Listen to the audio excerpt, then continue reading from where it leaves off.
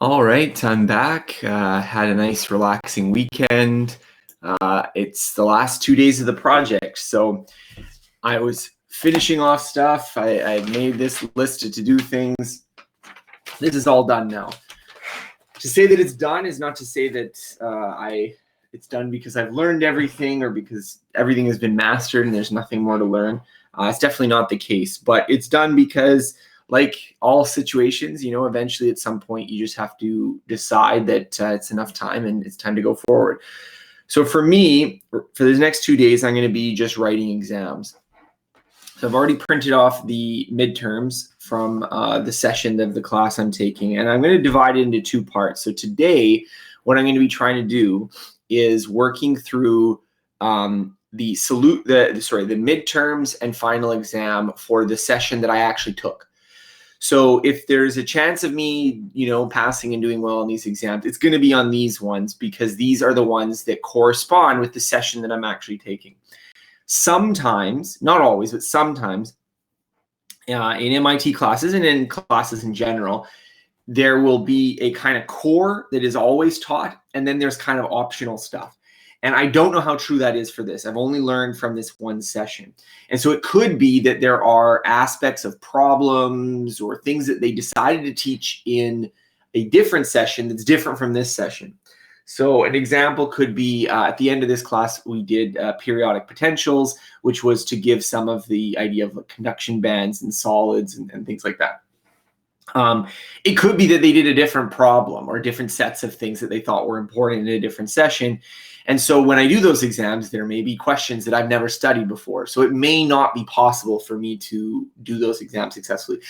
I could, of course, look through the exam and decide, but I try not to do that generally speaking, just because if you look through an exam, especially if you look through it like a long time before, you have time to think about it. It's, a big part of what makes these exams hard is the time constraints. And so if I do that, if I just, I look through the exam and I check what's in it, then I also, I've kind of gotten a little bit of a leg up on the exam. Similarly, even if you do, sometimes what can happen is that just by the way a question is phrased, you can think that you didn't learn it, but maybe you did, or maybe that. So it's often not even possible to fully tell whether something is from, you should be expected to solve it until you look at the solutions and you're like, oh, I actually probably should have been able to solve that. So what I guess I'm saying is that I'm going to be doing exams today that don't have solutions, which means that I can't really tell whether I got them right. Now, that's not a huge problem because you can still get an overall sense of how difficult it was. You've all done exams before where you're like, oh, that was easy. I feel like I got it, versus exams where you're like, oh my God, I couldn't even answer half the questions. So I still have that level of feedback of at the kind of how difficult was this to solve these equations. And that's part of the reason I'm doing it, is because this will give me a qualitative sense of how well I did, even if I can't grade them. I can't know that I got them right or wrong, because even if something you think you got right, you might have missed some important detail. So that being said, I'm going to go through these because they're, the best evaluation means I think I have right now for going through the exam. I'm going to do the midterms this morning. One of them here is a 50-minute. The first minute's 50-minute midterm, and the second is an hour and a half midterm. So I'm looking at about 2.5 hours or so of doing these exams. And then in the afternoon, I'll try to do the final, which is supposed to be a 3-hour exam. And then tomorrow, I think I might just do the final from the other class. I might not do the midterms. I have some things that are happening in the afternoon tomorrow. I think I might just do that morning chunk and then not do anything after, but we'll see. We'll see how these goes. If I really feel like I want to do a little bit more studying, I might. So this. If I have to think back of this overall process of going through this exam and summarize it, I mean, I've been talking about this throughout, but there's like hundreds of hours of me doing this, so the chance that you're going to find a random segment where I talk about it is pretty slim.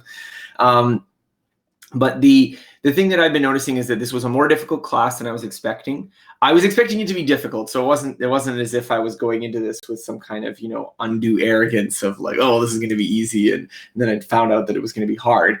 I knew it was going to be hard. It just turned out to be even harder than that. And the reason why I think is just because the problem sets in particular demanded a level of calculation sophistication, which, because I haven't practiced in like 8 years, I spent a lot of this month just kind of, I wouldn't say refreshing, but like getting that from where I was to +1, plus the 8 years of forgetting things. And not to mention there was an additional class that I was missing. If I think back to how I did do studying over this past month, I don't think I would have changed anything in particular. Yes, it was harder. Yes, there were some struggling moments, but I don't think it would have been better to have, let's say, done 803 first before doing 804. I don't think that would have helped as much on this as I was thinking. In terms of compared to my expectations, how did this differ? Well, I knew that 804 was just the first class in quantum physics. So I knew that I wasn't like learning even all of what an undergraduate student would be expected to learn, and certainly not all of what would, a physicist learn doing their PhD and, grad school and this kind of stuff. So I was aware that there was a lot of things that weren't going to be covered. Now, it's often hard when you're learning things to know, well, what's going to be covered and what's going to be omitted and why are those things important? Because you have to learn the thing to understand those relationships. And so I mentioned on, I think it was Friday, that there was a few things that like residual questions, residual things that I don't understand. And I actually, this weekend, I spent some time going over some of Richard Feynman's lectures on quantum electrodynamics, which are online on YouTube. I might be able to find a link for them. I would have maybe incorporated them into this project. You could have seen me watching them like you saw me watching the regular lectures, but they are copyrighted material. And so I would be in trouble if I was broadcasting on YouTube. They might take down my videos or give me copyright strikes or something like that. So that's an unfortunate thing of doing this live stream, is have to be careful about copyright, particularly video and audio, which YouTube can match and decide to take down if they want. But the interesting thing about that is that, first of all, he's not really talking about any math. And the thing that makes this class difficult is the math. So in a sense, there is a sense in which, he's kind of skipping over the real difficulty of it. But on the other hand, it's good to get kind of a high level conceptual overview because he's not doing a lot of the math. He can go through it much faster because you don't have to teach all these like really laborious calculating techniques to actually figure out what the answer is. He's just sort of saying, well, in general, we're doing this kind of thing. And so the thing that I thought was interesting is one of my kind of takeaways from this class was I wasn't really sure why we had to consider this thing as a particle, right? Like when we're considering quantum mechanics, it has this wave function, and it almost makes sense to just think about it as a wave function. And then just right at the end of the problem, be like, well, yeah, but it's a particle or something like that. And the thing I guess that I'm missing is that when you add relativity to the mix and you get quantum field theory, what changes is that you have these functions. We did a little bit of it when we were talking about identical particles, but you have these functions which are of multiple particles in time, but it's not multiple waves. It's a single kind of wave for the composite particles, and they can interact and stuff. And so because these sort of interactions are themselves discrete, you kind of have to think of it as a particle, and you can't really think of it that way. But that sort of necessity to think of it that way really only comes in these multi-particle situations, which we didn't do that much of in this class.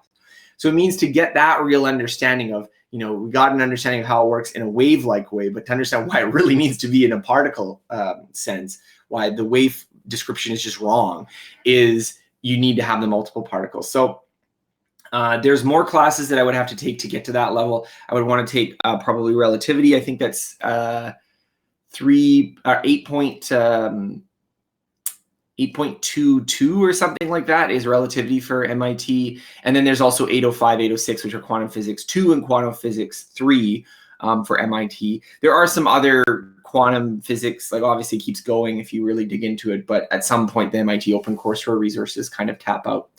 So I did go over that, and it did give me kind of a sense of like what I'm missing from this period. I feel pretty good about how I spent the time over the month. I don't think that I would have gotten further using any other method. Studying wise, I think I'm trying to think of what I would have done differently. Well, I might have spent a little bit longer on the feedback of when I was doing problems the first pass, because there were definitely some things that I just kind of like, okay, I'll learn that a little bit later. And I just sort of gave a cursory explanation, and then I'm doing it in second pass and I'm having to learn it again. So I might have spent a little bit more time on that. Again, that's one of those things that I'm thinking with hindsight, I would have done differently, but it's always like that. That's how all learning projects are. Is that you start them with one idea, and then you get going into it and you're like, oh, actually, this is maybe not the best way to do it. And then you decide to change course or do something differently. So I'm not sure where I'm going to go with this exactly afterward. I think this is going to be it for me for live streaming the project. Obviously, I'm going to keep learning these things. This is not the end of the learning process. It's just the end of this month chunk I decided to devote to this. So what I think I'd like to do is probably either take the relativity class or 805, 806. I'm probably not going to do it in this style where I'm doing like aggressive problem solving. I think what I might do is just sort of either read the book or go through some lectures, try to see if I can get it a little bit more of like, I'll let my kind of just reading it in overall general high level intuitive sense outpace my calculating abilities. And then if I feel like, you know what, I really need to get the calculating abilities back up to speed to match, I might do another one of these, or I might do some problems or something. One thing that is nice is that when you're in the habit of doing problem sets, it's easier to keep doing it. So I might do a few just here and there. In terms of live streaming in general, I found this very interesting to do this process of live streaming and, you know, having people come in and checking in on the project and this kind of thing.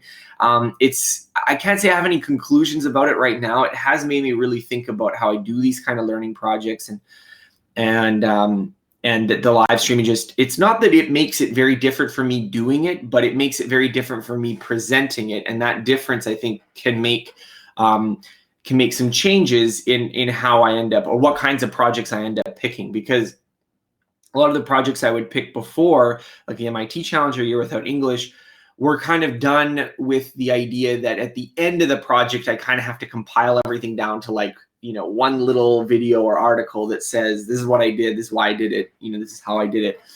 And so therefore they're very outcome based. They're very like, what was the before, what was the after? And so I've kind of shied away from projects where I'm not sure what that outcome is going to be. I'm not sure whether I can communicate what I've learned in that time period. So I've shied away from, let's say, doing projects like that would be interesting to me, that I think would also qualify as ultra learning projects. Things like improving my writing abilities would be a type of project that I would often shy away from because, well, I'm already a writer, and the improvement that I can make over a short period of time after having written essentially full time for, you know, a dozen years is going to be small. It's not going to be super evident what has happened. So I'm going to spend a couple months doing it, and you're not going to see that much progress. And so from my old way of doing these projects, it just didn't seem like a really good candidate for doing this kind of project, big public project for, because, you know, what would there be to show? Whereas live streaming, it's clear to me that this is a lot more process oriented, that, you know, even at the end of the day, if I, let's say, fail these exams, like I didn't pass it, you can still go through and see how I'm studying, see how I'm approaching it, see the sort of progress I'm making. And so even if the outcome isn't very spectacular, you can still see kind of how I'm doing it. And then there's something to talk about there other than just the outcome that came about from that. So I would like to keep live streaming. I would like to do more live streaming. I don't know whether I'm going to keep doing it on a regular basis immediately. Part of my life was that I carved out this chunk to work on this, put aside a lot of my other work, which was not easy to do. Some people ask me, like, how am I able to do this full time? With difficulty, I will put it that way. It doesn't happen automatically. I have to do a lot of planning to make sure that, you know, my other work isn't going to interfere too much. It did, but you know, what are you going to do? I was doing a little bit of work on the weekend. And so I will think about it a little bit. I've thought about doing a different kind of project where I'm maybe not doing it full time. Maybe I'm just doing like an hour or two a day over a longer period of time. But I'd like to, when I do these projects, I like to have already thought through exactly what I want to do, because, you know, often when I'm learning things on my own, I don't have a strong commitment yet. I'm just sort of, I'll just sort of tinker around with this and then kind of make up my mind of what I want to do. And I could do that on the live stream here. I could take some of the things that I'm already spending time learning every day, like I'm spending time learning Chinese every day. I'm working on languages. I'm working on cognitive science. I'm working on, you know, I have books that I'm reading, this kind of thing. But I think it's going to be more interesting if I've actually kind of thought through what I want to do. So I think I want to kind of just step back and think about this whole process and what I'd like to do with it. But definitely the live stream has been interesting, and I've really appreciated you guys who have, there's been a lot of people who've been watching me regularly. I was honestly thinking that there probably wouldn't be anyone watching me study all the time. It's probably not very interesting, but I was hoping that, at the very least, the fact that I'm doing it in the background could be kind of, something to check in on, something that you could just look at. So this has been a really interesting project, not without its difficulties, both academic and just sort of logistically, because compared to my MIT challenge days, I'm a much busier person. I've got a lot more work that needs to be done. And so it's a little bit harder for me to just do these things full time while neglecting that. But it's been really good. I've really liked learning this class.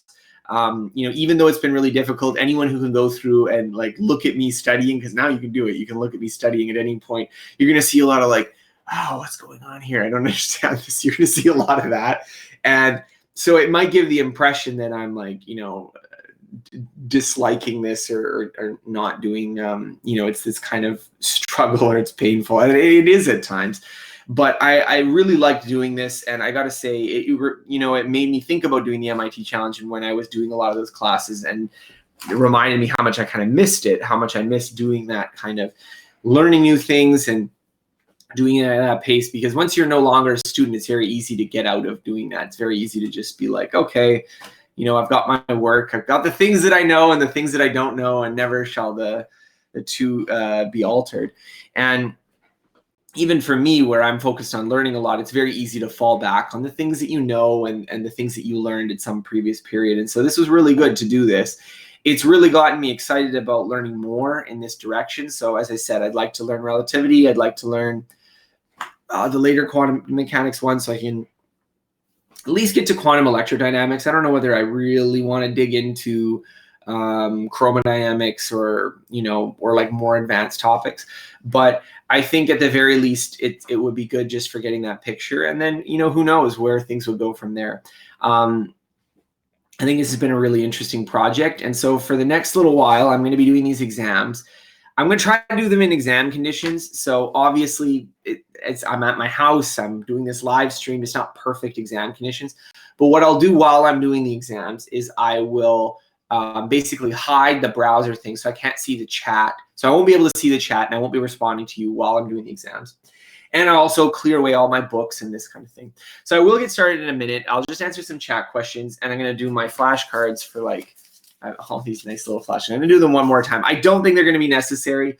I did look through the first midterm, and it was like, oh, wow, this is actually way easier than the problem sets I've been doing. So I don't think I'll need it, but let me see if I can answer some questions. Oh, wow, lots of comments here. I did these paintings. It was when I was setting up this is I moved to a new place. I don't know if you can see videos from a couple months ago. I'm not in this room. This is because I'm in a new apartment. And I was setting up this room, and the unfortunate part is that it kind of, if you go here, this goes right into my kitchen, and it's a little bit, I wanted it to, have a backdrop. I didn't want it to just be my apartment, maybe my wife is walking by or something in the middle of a video. And so I angled it this way, but then you got this big white wall. I've got this bookshelf here with this big white wall. So I figured I had to put something here just to not make it so that it's all unbalanced visually. So I put in some things here. Can I speak Chinese? Yeah, I would say I can. I don't know. Maybe I might do a Chinese speaking project. The only problem is that most of my Chinese readers can't access YouTube, so I've been thinking about how to do that through the WeChat channel. But I would say that my Chinese is okay. It's a little bit hard to do it in this kind of setting, though, just because most people listening to me can't speak Chinese. But if you write to me in Chinese, I can read it. What else do we have here? What will be your advice when we are in a rough mathematics course? Well, look at what I did here, because that's the exact situation, is that it's a tough mathematics course. So my general advice is to do lots of practice problems, really try to understand things by explaining them to yourself as if you were explaining to another person. And seek out other explanations. When you don't understand something, seek out other explanations, seek out other resources. But if you really want the nitty gritty, look at what I've been doing throughout this process. So jump in and see how I've been studying, because I will try to summarize it at the end. So I know it's a little hard to digest. I think I went in total at something like 120 hours of me doing this. So it's a lot. It's a lot of things to look at. You're not going to look at 120 hours, but that would be my advice. It's all about practice. There's kind of two halves to mathematics. One is kind of I would call it the interpretation, the semantics. What does it mean? And it can often mean very different things, but it's often good to have an understanding of what is the actual thing in the world that you're trying to solve with mathematics. And the other is a symbol manipulation piece. How can you move symbols around?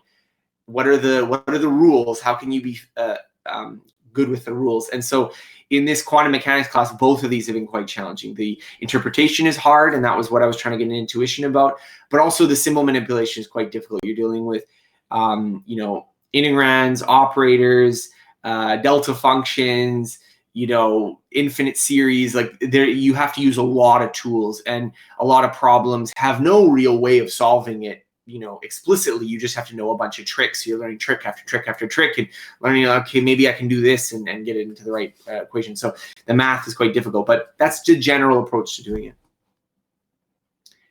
it. Keep up with your live streaming, really motivating. Well, thanks. Yeah, I'd like to keep doing it. I haven't decided exactly how I'm going to do it right now. I think I want to decompress and process what I've just done here to sort of decide how I want to go in the future. I'm usually hesitant to just jump into doing, I'm just gonna do live streaming every 2 hours every day, and then I find out after a month, actually, it's not that interesting. I don't want to do it, or I don't know how to do it. So I'll have to think about what I want to do if I'm going to do it continuously. All right. Angelo is asking, I'm new, what do you do? Well, you can check out my website, scotthyoung.com, and you can find all about it. So I guess maybe I will go through these flashcards for last time. And let me switch here to good old tabletop view. Do these flashcards, and then after that, I'm going to start going through the exams. I'm going to do them with a timer. I will put my, and I should probably, I'll do it right after these flashcards. I should, I'll put these books and stuff away, and then I'm going to work through the first one, and then I'm going to work through the second one, and then this afternoon I'm going to try the final. And I don't have solutions for these, so my hope is to get a qualitative sense for how well I did them. So let's look at some of these. Okay, this guy is a root pi. This is hyperbolic sine. This is 0, odd function. This guy is a cubed root pi over 2. Integration by parts is u integral v minus integral u prime integral v. Hyperbolic tan as exponentials is going to be e to the kx minus e to the minus kx all over e to the kx plus e to the minus kx. I can do that properly. This one is just going to be the bottom of that, so that's going to be e to the kx plus e to the minus kx divided by 2. LZ in spherical coordinates is going to be h bar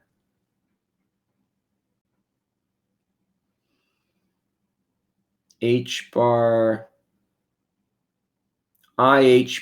d phi. Is it minus ih bar d phi? I think so. Minus ih bar d phi. Yeah. This one is this one is minus I sine of minus kappa x, or of I kappa x, sorry. G naught is going to be L times all over square root 2mv, and then in the denominator is going to be h bar. Wavelength in terms of a particle. Oh, right. Okay. So wavelength is 2 pi divided by k. P equals h bar k P equals to mv. So we get mv is equal to 2 pi over lambda h bar. And so we get the lambda and switch it down for the h bar, and we get 2 pi h bar over mv. That should be right. Okay, Lx, this one is going to be, this one is I think it's Z first. So the thing, it is ZPY minus YPZ. YPZ, oh shoot, I screwed it up. One of them is backwards. I got to remember. Maybe it's the Z is backwards. Okay. Ly, okay, let's try this one. This one is XPZ minus ZPX. No, this one's backwards. Y is backwards. It's ZPX, XPZ. And then this one is going to be XPY minus YPX. As exponentials, okay, so e to the kx minus e to the minus kx all divided by 2. L squared YLM is going to be h bar squared L times L plus 1 YLM. This guy is going to be h bar m YLM. Units of this is kilograms meters squared per second. This guy is a plus, a minus, plus 1/2, all in brackets times h bar omega. And this is 1 over root meters. Okay. Good last flashcards. Got most of those right. It's good to note that like flashcards really matters that you do them more than once and that you do them over multiple days. That's true of a lot of learning, but I would say particularly with memorization, you have to space it. You have to do it more than once. So the fact that I made these and I've been going over them for a few days has been good. I mean, I could try to memorize them forever. I don't think I care. This is a little bit of a like, well, why memorize them at all if I don't care about having it long term? But my goal for memorizing it is so that I can do these exams, which for the goal for doing these exams is to get enough of the mathematical structure so that I can get the intuition. So really, it's a little bit like you're kind of, you need one to get to the other, and you're using it to get to the other. But once you get that thing, once you get that intuitive picture, it's okay if some of the stuff that you didn't need to get there is decays. So if I lose some of my ability to do the mathematics of these questions, my hope is that I'll still retain the overall intuition of how it works. But I needed to learn the mathematics in order to get the intuition. So that sounds a little crazy, that like, why learn something if you're not going to maintain it forever? But the answer is that often what you want is to have some kind of high level intuitive understanding, but that's really impossible. Like the only way to get that is to kind of master some of the techniques and notice the patterns and build that understanding. But then later, if your actual pattern manipulation or your ability to process these equations decays somewhat, I mean, you can relearn it and do it like I've been doing this past month, but that's sort of why I'm doing it. So I'm going to go sharpen these pencils, and then yeah, let's go do one of these midterms.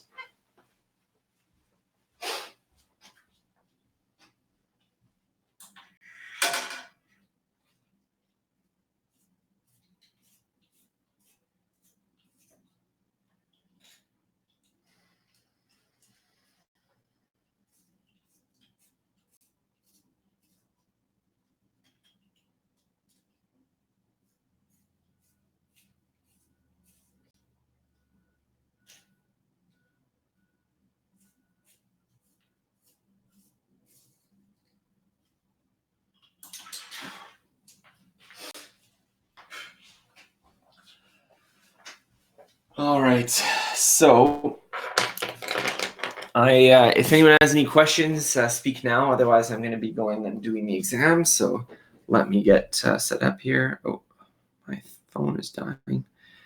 Okay, so I'm going to get a timer set up here for this first exam is 50 minutes, 50. And let me get this exam over here. So here we are. There's 2 problems for this exam. I should, I'll write my name, but even though it's not really that important. So this is, okay.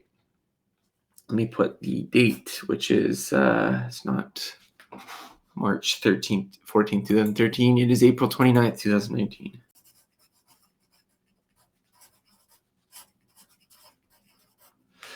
Okay, so I got it all set up now. I think what I'm going to do is just, I can't close the window, obviously, because it's gonna stop the stream. But I was just going to put something up over on top of it so that I can't see it. Unfortunately, that's also going to mean I'm not going to be able to see my, maybe I can just cover the chat. Actually, maybe it makes more. Okay, so I covered the chat now. So that way I can also still tell whether I'm in the frame for the video. And I'm just going to go through this problem. Oh, I wanted to get some, do I have any loose leaf? You know what? I'll just get some regular white paper and I'll just include it after. Scratch paper is always good to have. I don't know how much I'll need, but I'll just keep it over here. And then let's put these guys away.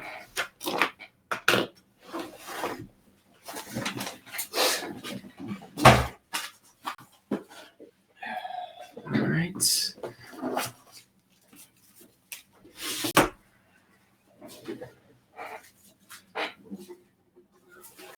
All right, put those away. I don't think I have anything else here.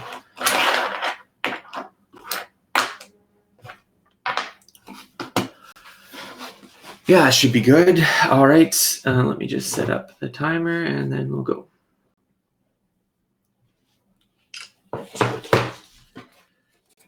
Okay, formula sheet. I'll just keep these ones here. Over here. All right. Psi1 and Psi2 are momentum eigenfunctions corresponding to different momentum eigenvalues.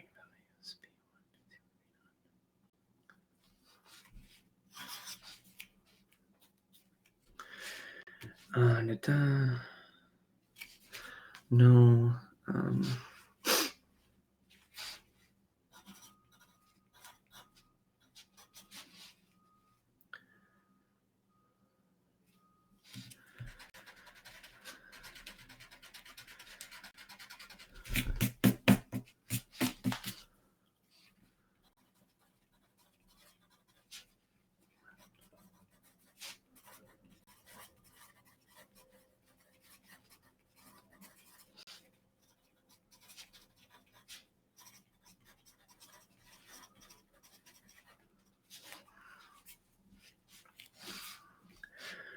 All right. The mass m and charge q is accelerated across potential distance v to a non-relative. Let me just look through real quick so I can see what I've got here. Got a bunch of short answers. Okay.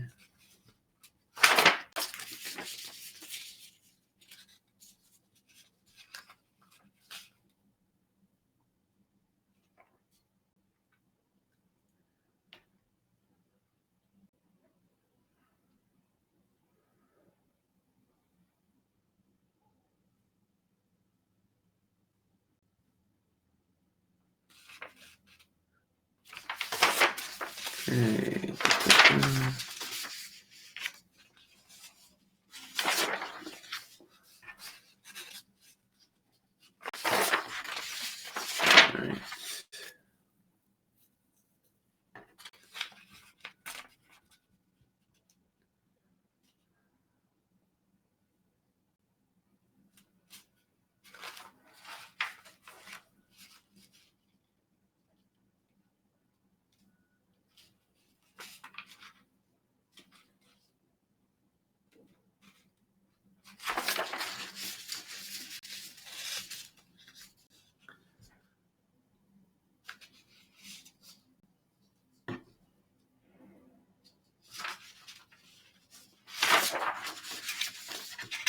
All right. That's it. So I guess I can put these guys over here. Where's my other thing?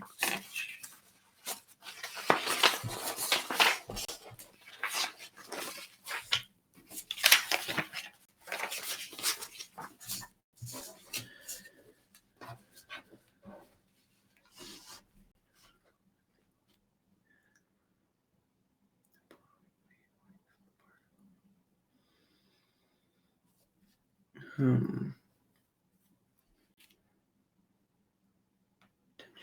difference V.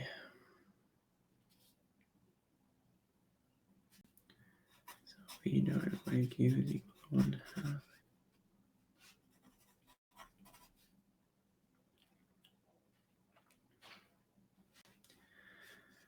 So we have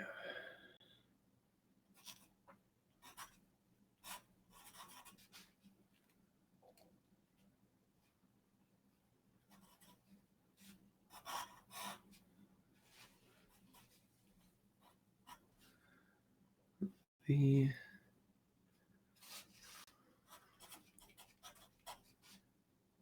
H bar K.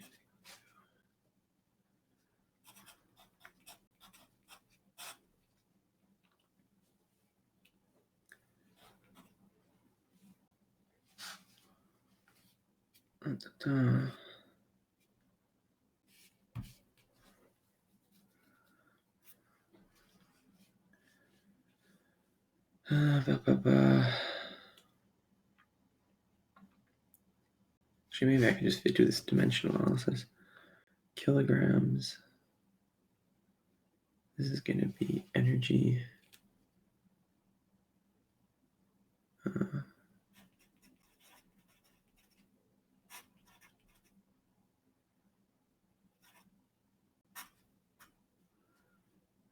Word.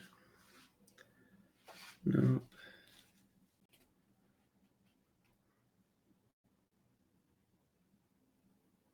No, I'm going to go back to this one after. Two slit interference patterns on the screen.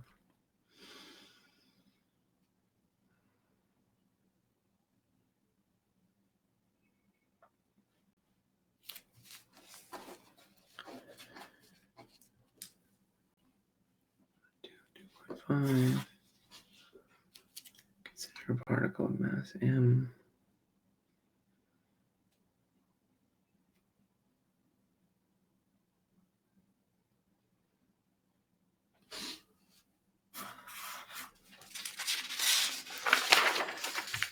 Make qualitative plots of the ground state and 6 excited state of the potential, indicating corresponding energies. 6 excited state. Why is this E12?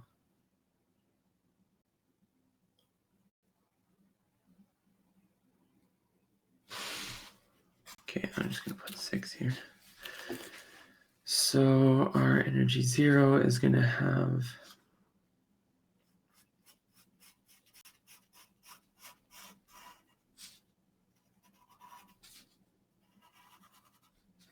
like this. And then this guy is going to have 6.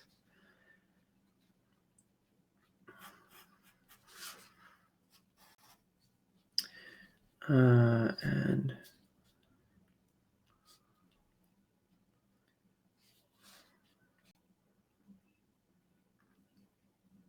these are higher energies. We're going to have like 1, 2, 3, 4, 5, 6, something like this.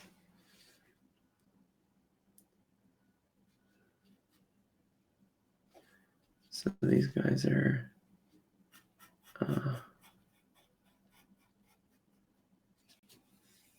actually, I don't think it should be up like this. What am I doing?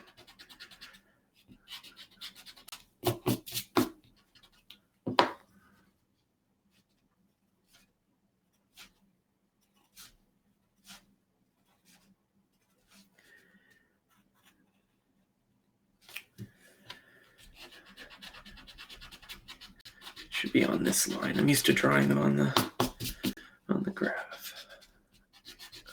Let's go 1, 2, 3, 4, 5, 6.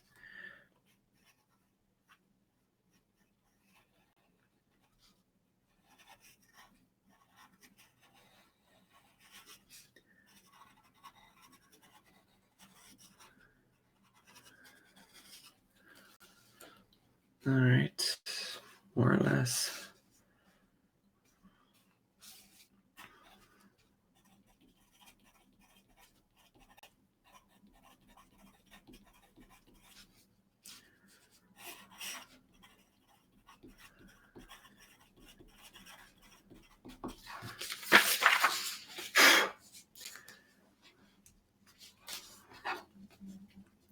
first exciting state and fifth exciting state.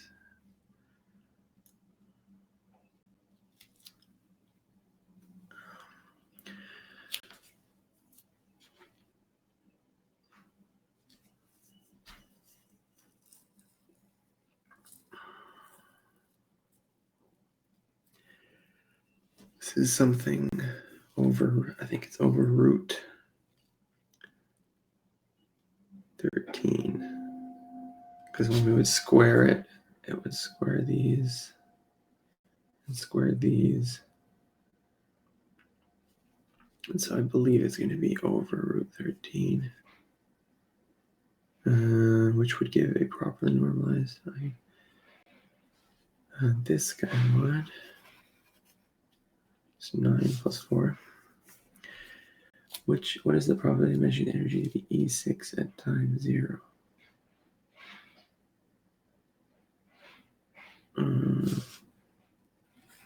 Zero. The wave function psi s, what is the probability density of finding the particle in the middle of the box at time 0? These are both odd states, so it's going to be 0, 5. Hold on a second. We have 1, 2, 3, 4, 5. Yeah. All right. Time equals 0. The system initially in state psi, the energy system is measured in the largest possible energy felt. What is the state in the system immediately after this measurement?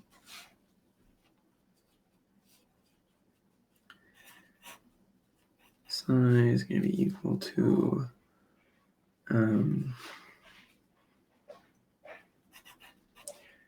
A times,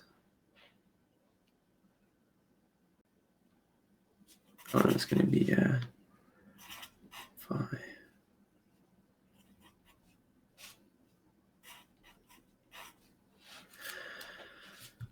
X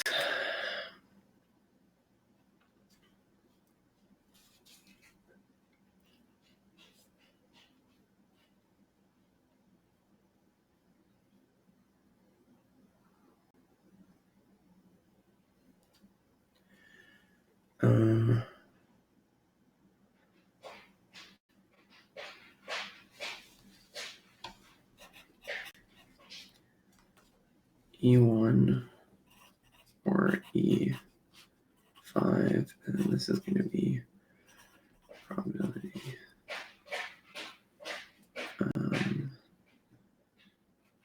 3/13. And this one is going to be 9/13. This is going to be 4/13.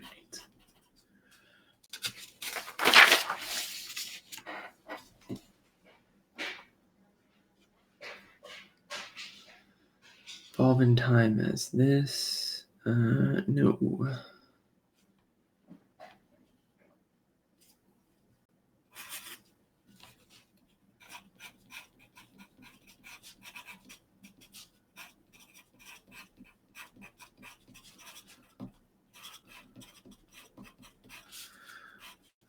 And then it's e to the minus I e t over h bar.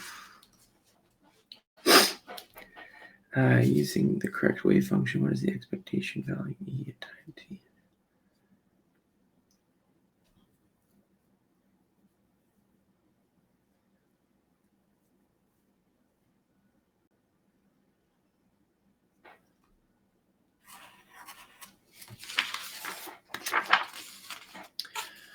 Let phi n be a properly normalized nth energy eigenfunction. The harmonic oscillator.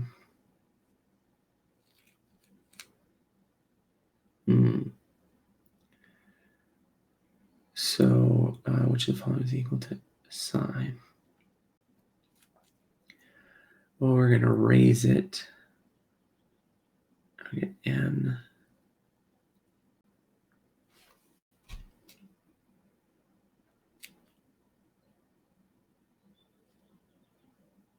Then we're going to lower it.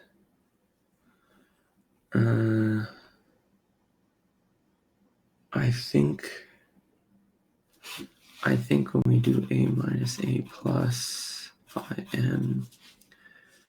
That is going to be a minus, and we're going to get a factor of the plus should be n plus 1.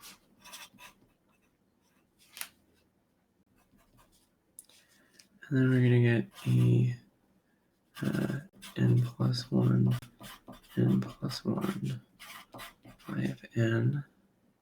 So wait, that's not one of these, so I think it's going to be none of these.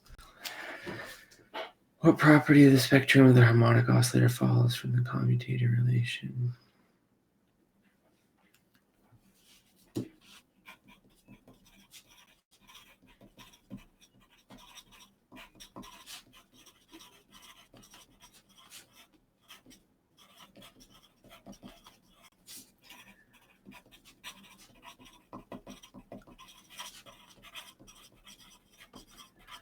Let's consider a harmonic how many time. Oh, what happened to my timer?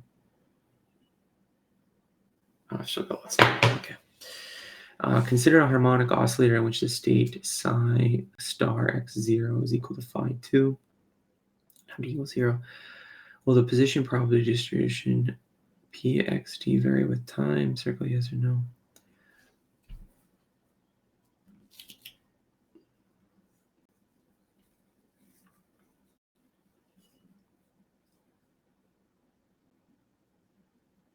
I'm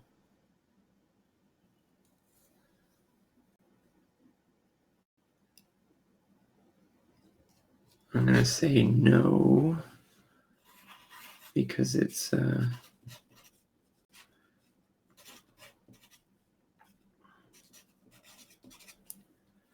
write one whose PT varies with time.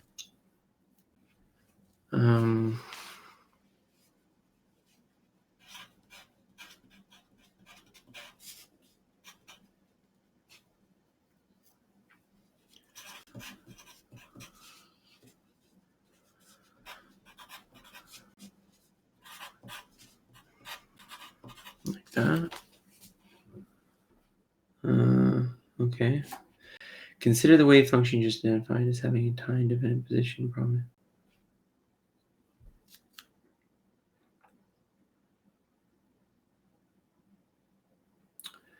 Well, I think it's going to be omega. Construction of the wave function twice this frequency.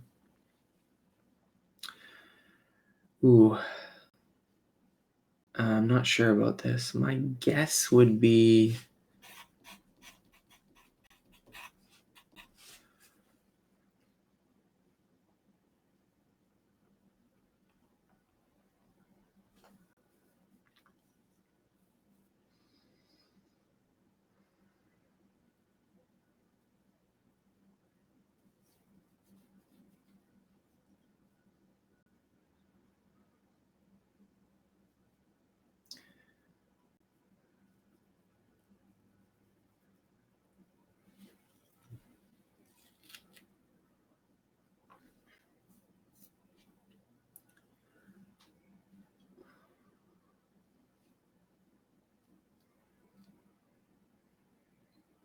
twice this frequency.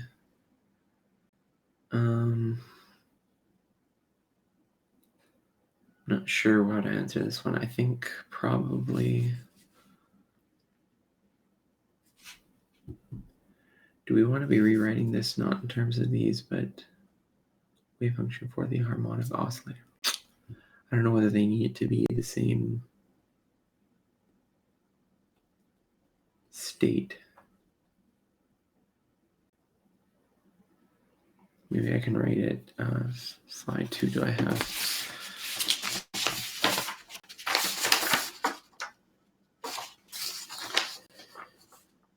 This is x squared.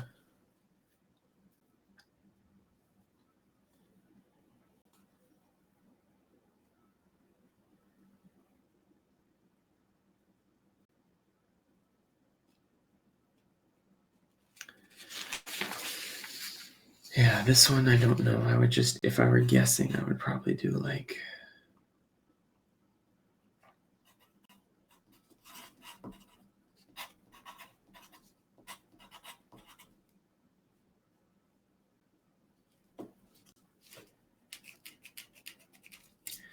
think maybe this is 2. Twice the energy difference. Yeesh, I don't know.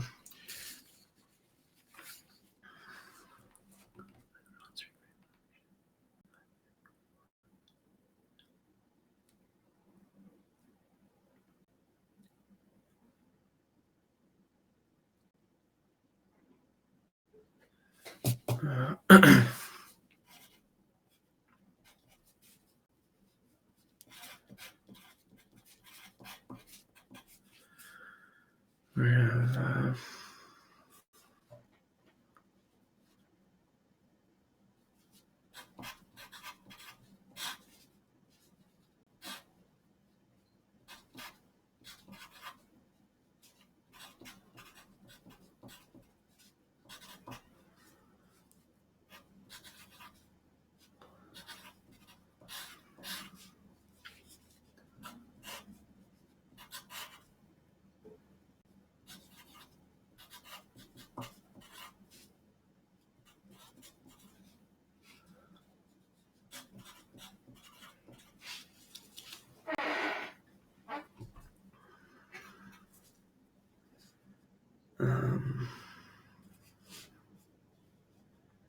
it's just going to be X. So how do I do this?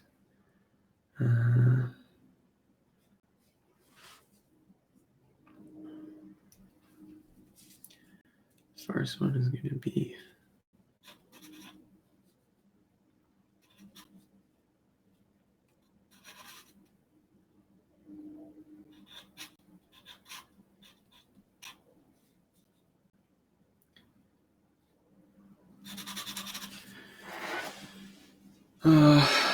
operator method. So the first one we're going to have, I'll just put root 2 over beta.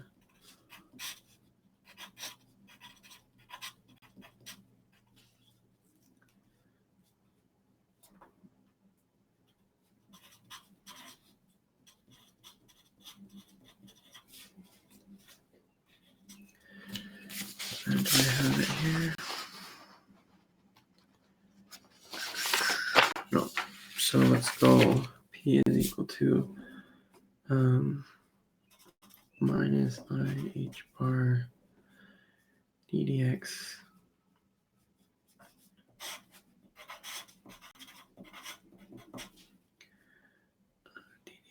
going to be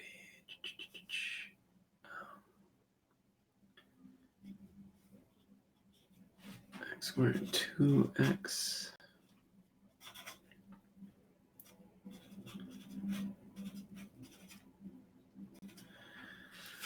and this is also going to have a 1 over root 2.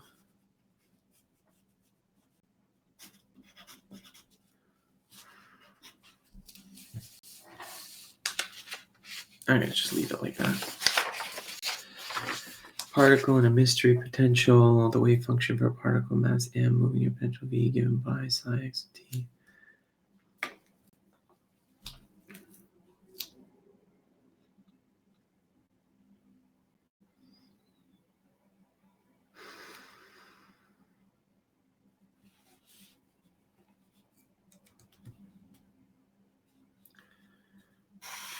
All right, so we have our 0. This is our x. It's now this t at time 0 is going to be, this whole thing will cancel, so it's going to be x minus bx.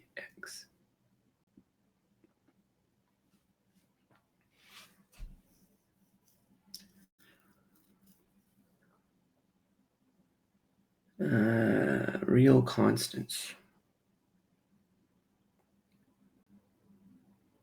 What? It's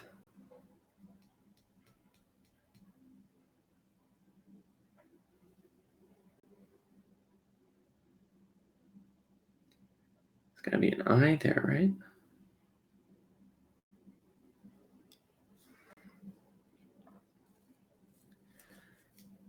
X times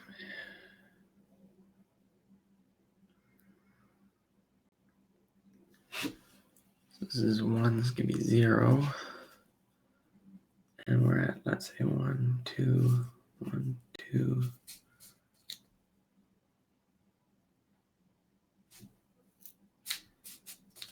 I, C, D, H.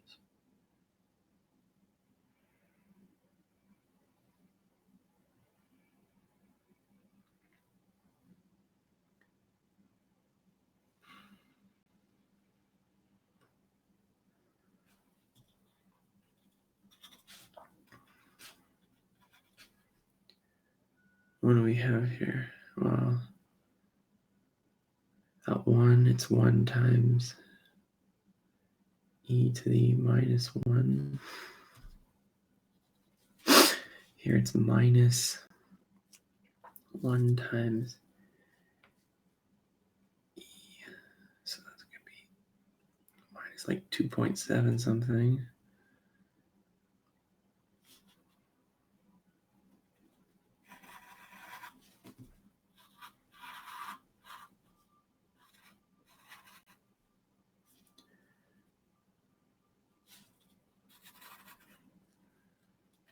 Here it's going down like this.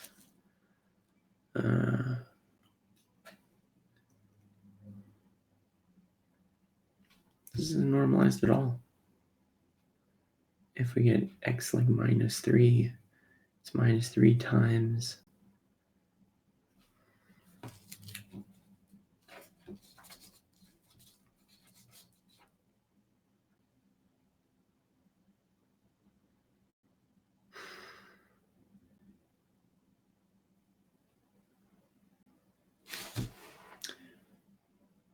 this is so weird. I have no idea what this one is. Raise the Schrodinger time evolution equation for potential v of x.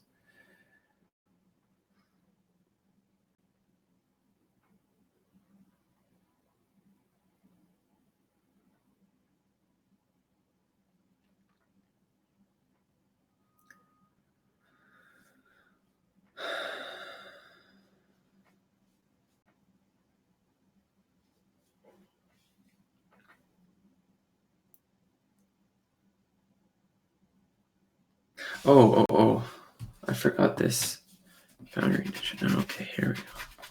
Hold on a second. All right. Oops. So this thing is going up here first. So it's going to be times this small amount.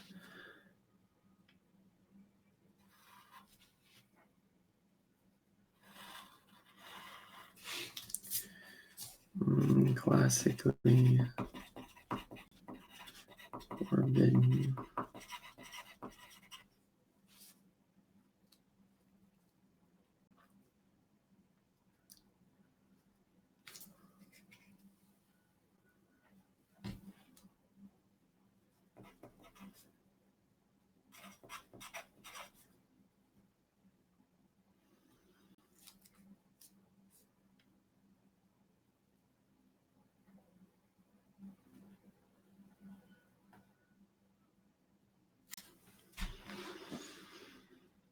XPX.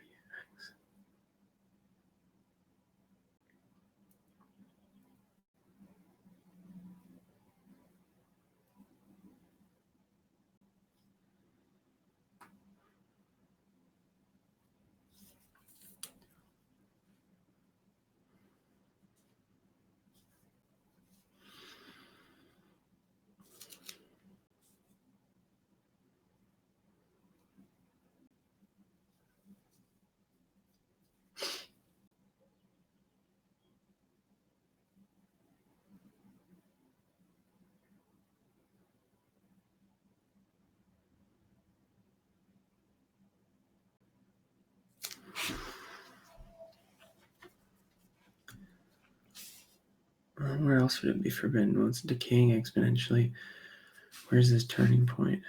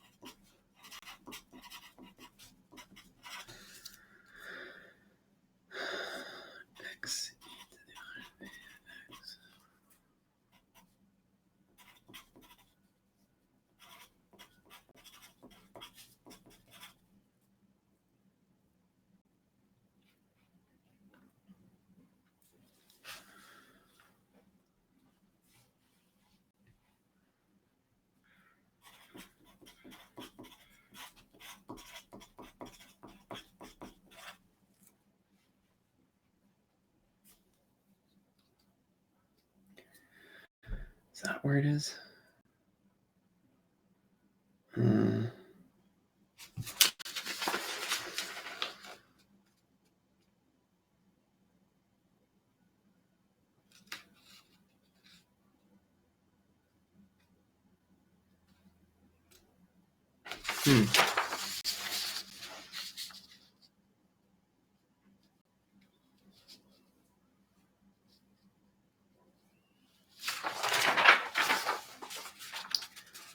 Energy.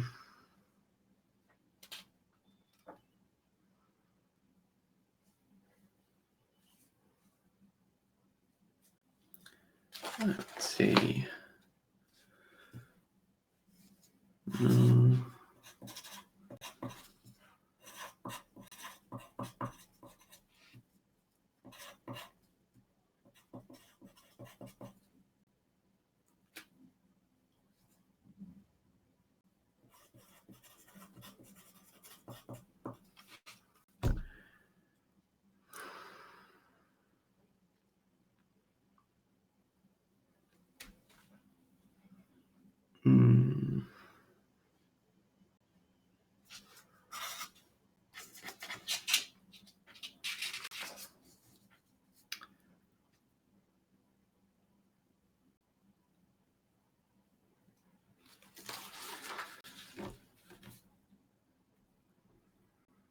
It's customer in X0 to wherever this is, where it turns.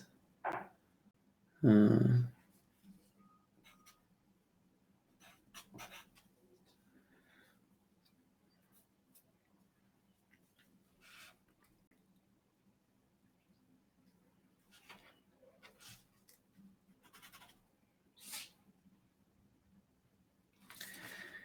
right, do the X.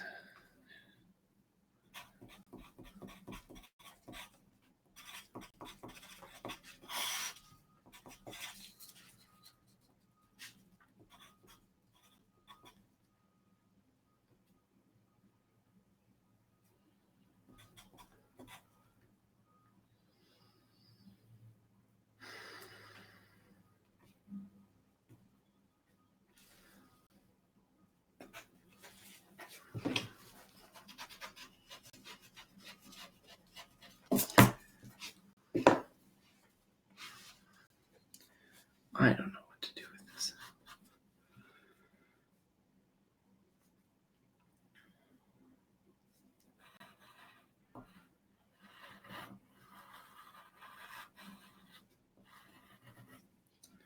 Is it like that? I don't know.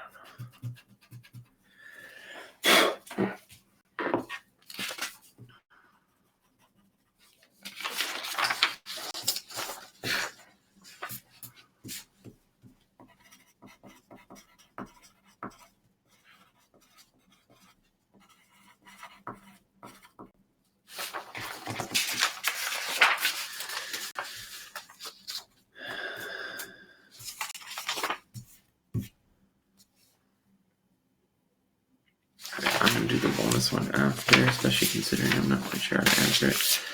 Let's go back to the start and do some of these other questions over. Oh, this guy here, this was the thing I was screwing up, so.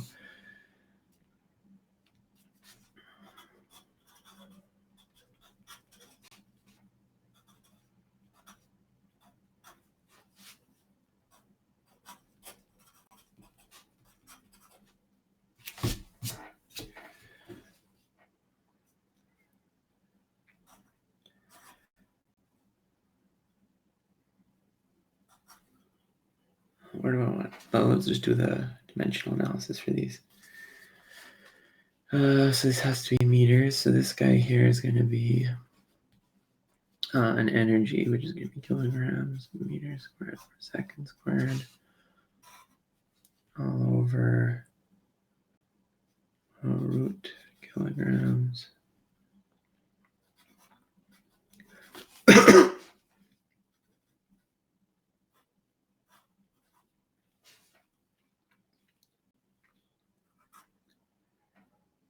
That's not going to work. So in here is kilograms. Cancel these guys out. Kilograms meters squared second over root is going to be kilograms. 1/2. And then the other one is going to be grams meters squared per second squared. I think that's also wrong.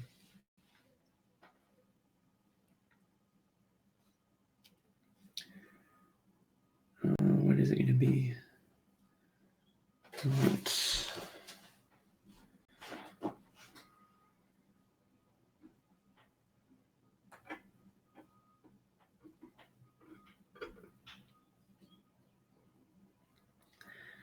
Energy times seconds.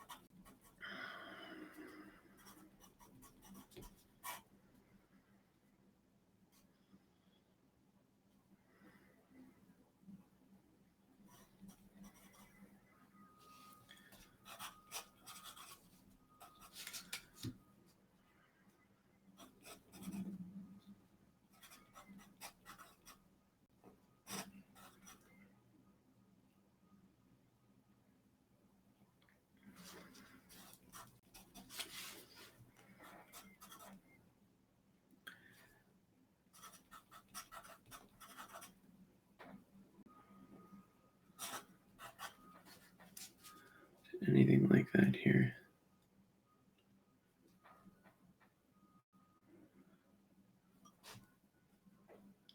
HQ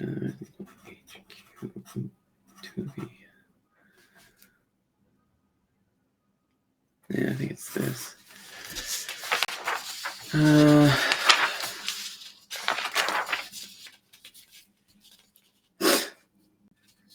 So a couple questions I don't know the answer to. I think.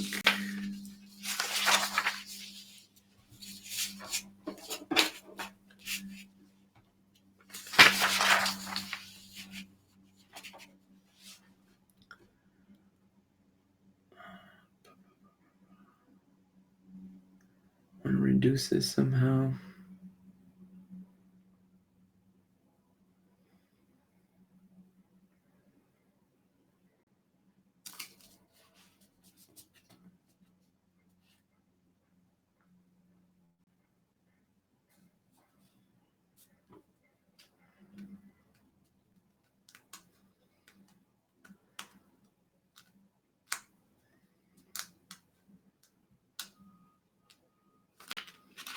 I think that's good enough.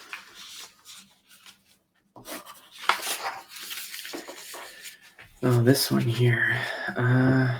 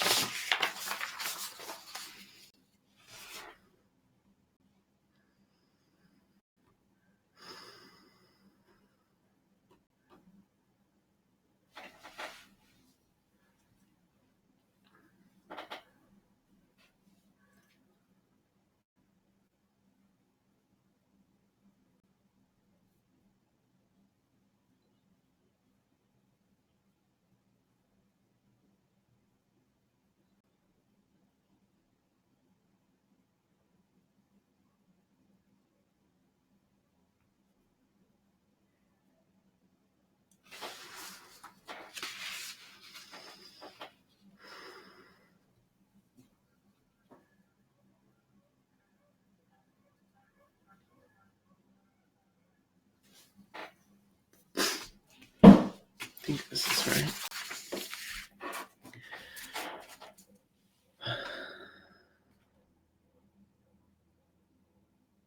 think about where this is going to be forbidden. So I think basically we've got a potential field that looks like this.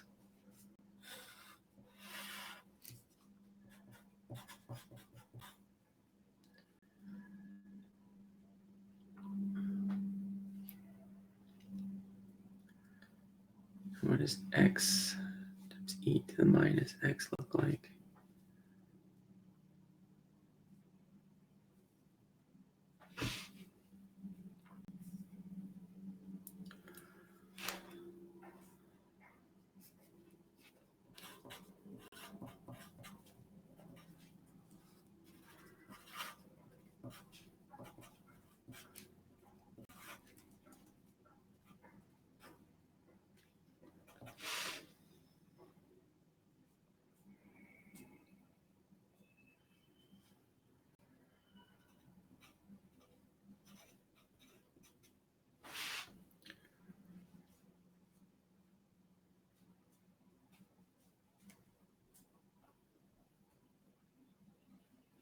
So this, yeah, it's gonna be more like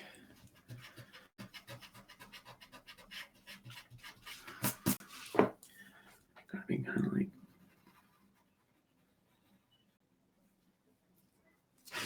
where does this trade-off happen?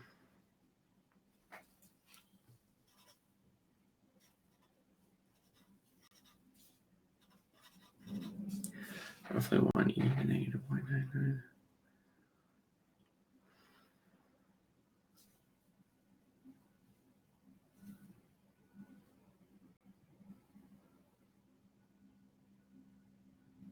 Negative 0.1.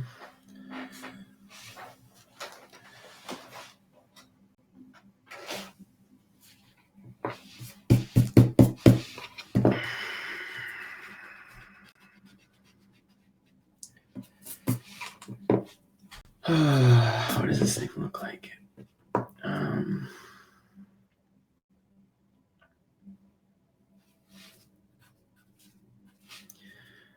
At 1, it's going to be e to the minus 1. It'll be 1 over e.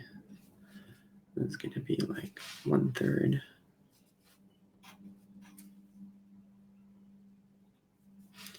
And then at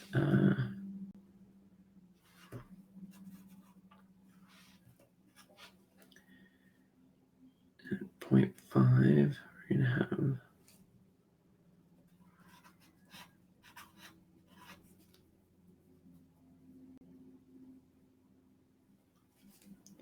it's still less. So it's got to be some kind of, yeah, what does it have to be normalized though?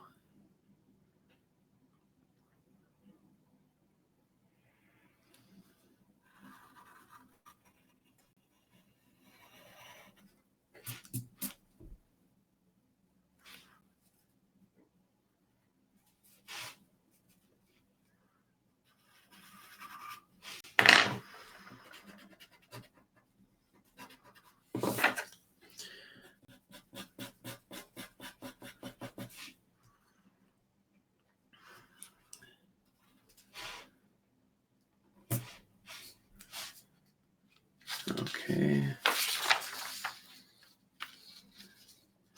Definite energy. No, we could say this is definite energy. Yes.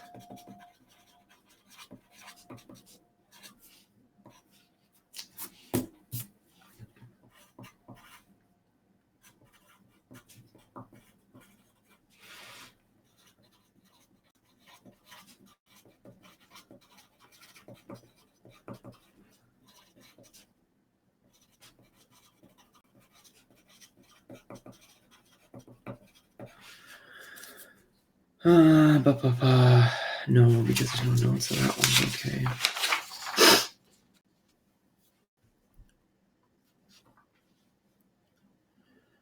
Ooh. So we have x e to the minus.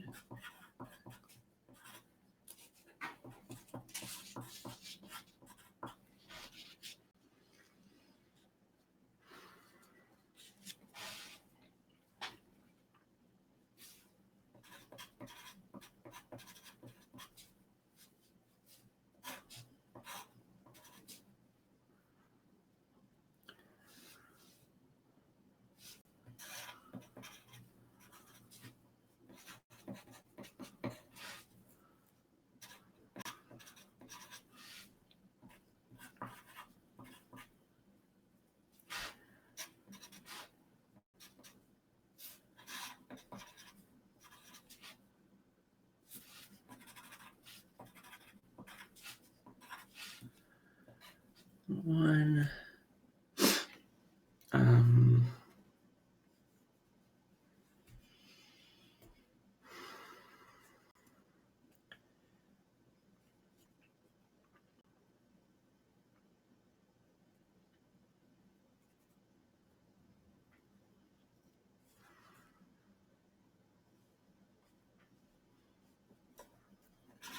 E to the minus beta x.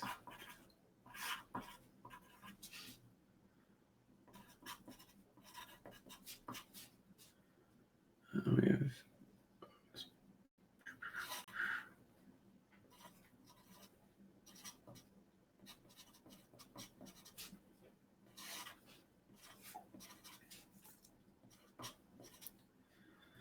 this guy's going to be minus.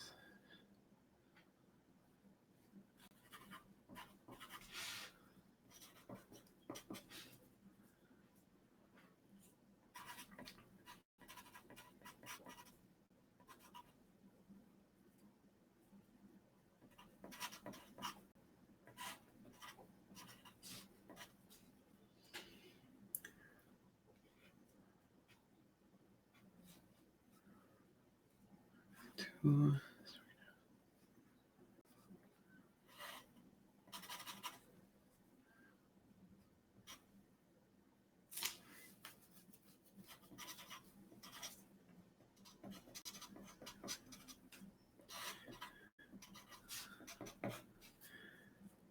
This is going to be 0. And what's this guy going to be? Cancel these pluses out.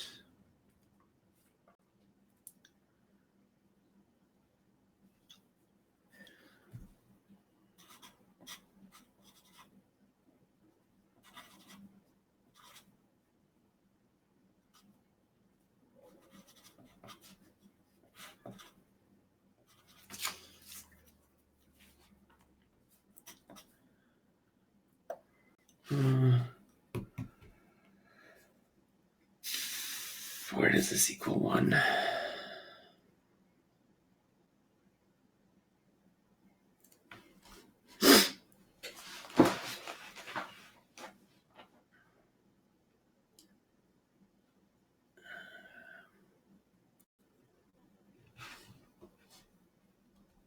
And we just get 1 here. Shoot, that doesn't help us.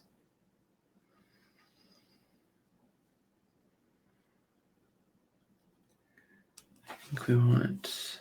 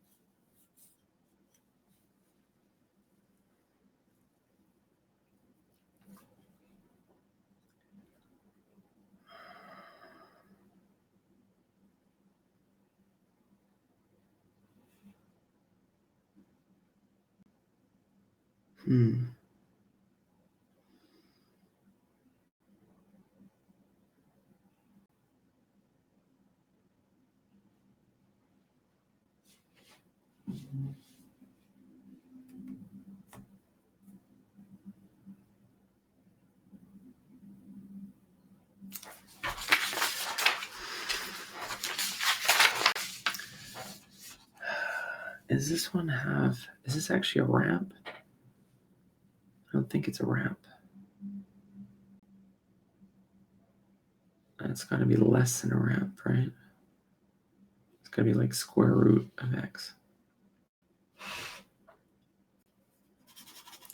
If this were a ramp, that would be central potential, which would be a Gaussian, and this isn't a Gaussian, so it's going to be more like this.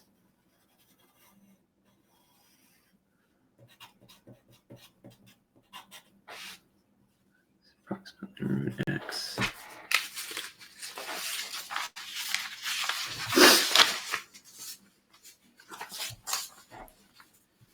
I don't know. I would guess that it's something on the order of root x. Okay, that's it for this exam. So, I mean, there's no way for me to grade this, so I don't really have any kind of score to do at the end of this, but let's just go over it and look at kind of which ones I feel good about, which ones I don't feel good about, to give a kind of really approximate score. So this one, again, I'm going to put note.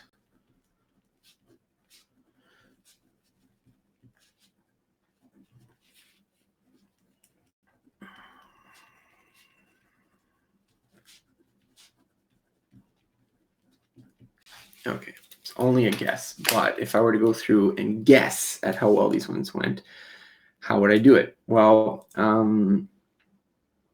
this one I feel pretty confident about. This one here, I would say I do not feel that confident about, but I feel like I went through it, but it could be right, it could be wrong. This one here I feel pretty good about. This one here I feel pretty good about. This one here I feel pretty good about. Here I feel pretty good.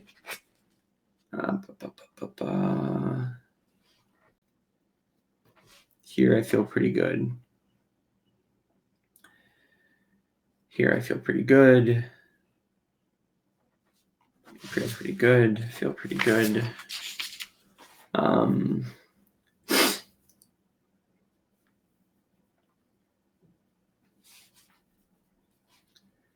Feel pretty good about this one. I feel pretty good about this one. Again, I feel pretty good about this one, I think. I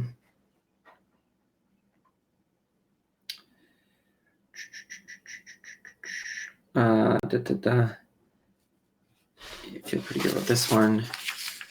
This one, I don't know how I did on this one. I feel like this must be right, though. Like I'm using this thing, but I could have screwed something up small on that. So I won't say that's for sure. This one I'm not sure. This one I'm not sure. This whole one I would say I'm not sure. I'll put not sure. So if I would put ones, so put it's pretty good and unsure.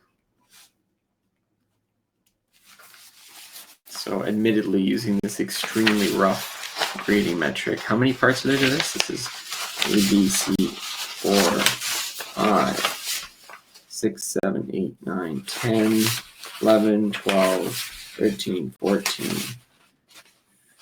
15, 16, 17, 17. There must be some of these that are worth more than 1 point. So I think if we take the one with this qualitative weight function is 2.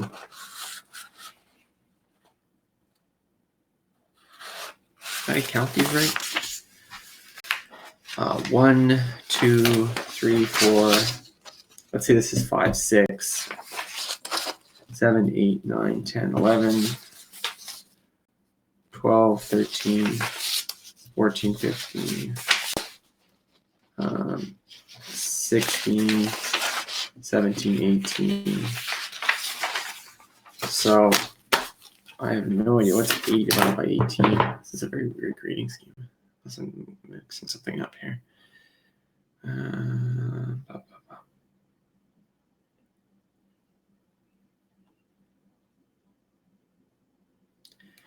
Yeah, I must just be missing some. So how many did I get wrong out of this 18?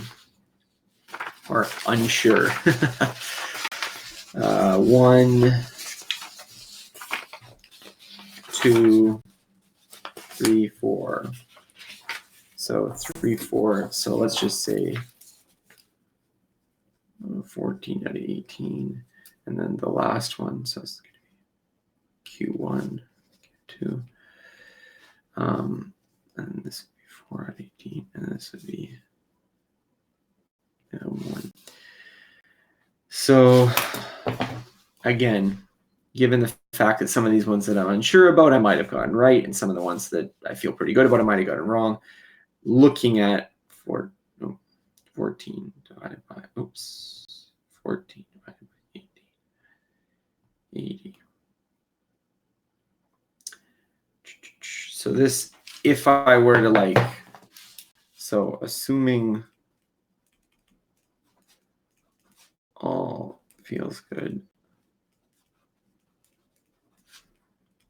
we're right, unsure, we're wrong, equals roughly, let's say 62%. So this is obviously not a great score to get. And I mean, given this exam, I would say that I don't know what the actual score would be. It's possible that I would have gotten, it's possible that I would have gotten higher. This is just a very rough metric. So like, for instance, on this guy here, I gave, I marked it as 0, like again, classically forbidden region, like this might've been right. Some of these questions would probably have been right, but I just put it as unsure. So that's this exam. I think I want to try the second exam now from this set. So let me just put this over here. Where's my paper clip? So again, these are like really rough qualitative things. Not really something that you can, say this means anything, but it's just good for practice for me to kind of get a sense of what was expected on the final exams from this session, the midterms compared to how I'm actually doing. And I mean, it roughly corresponds to how I was feeling about the class. We have any other questions here? All right. Yeah, Katya, I think his name was Matthew Walker. All right, here is exam 2. This one is an hour and a half. So this one is going to be longer. Again, I'll just put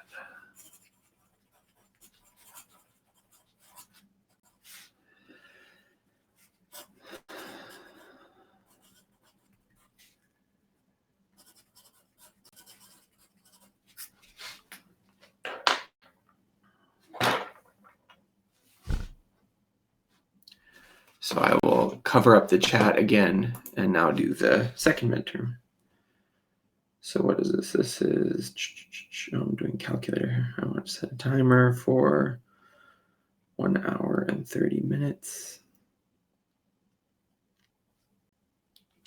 Which will be about 11. So that'll be pretty good for taking a break after this. So let's look through the exams.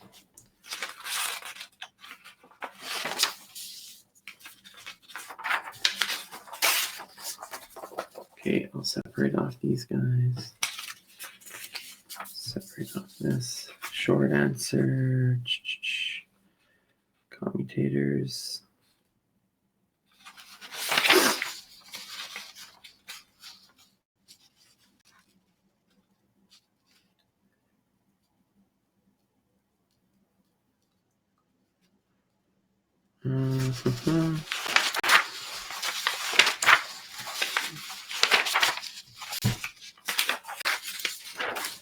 S matrix.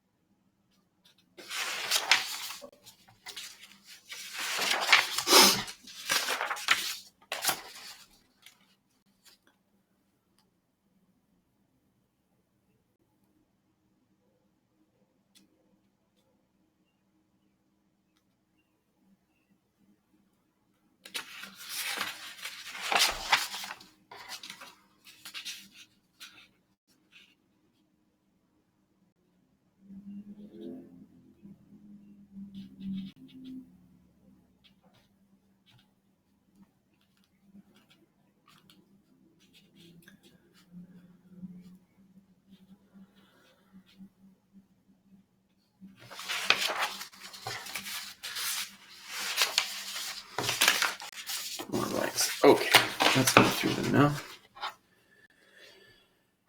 For commutators, ZPZ is going to be equal to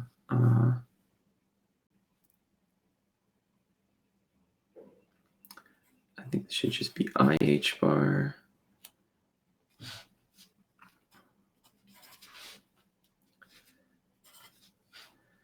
Z and LZ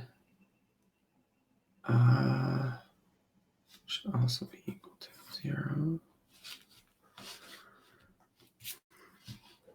Let's get the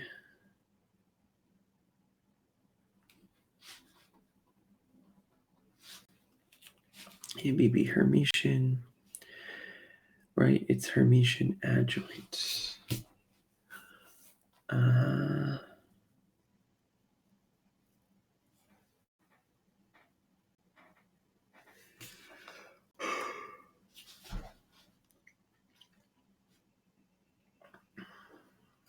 So we have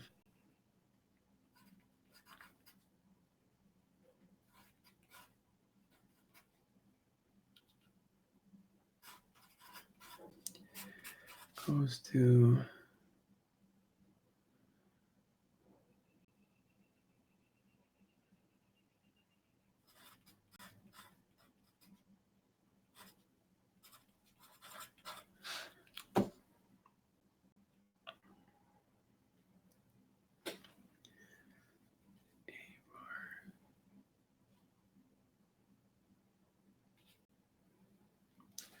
let's see, minus A and B is BA, A plus B, B plus A.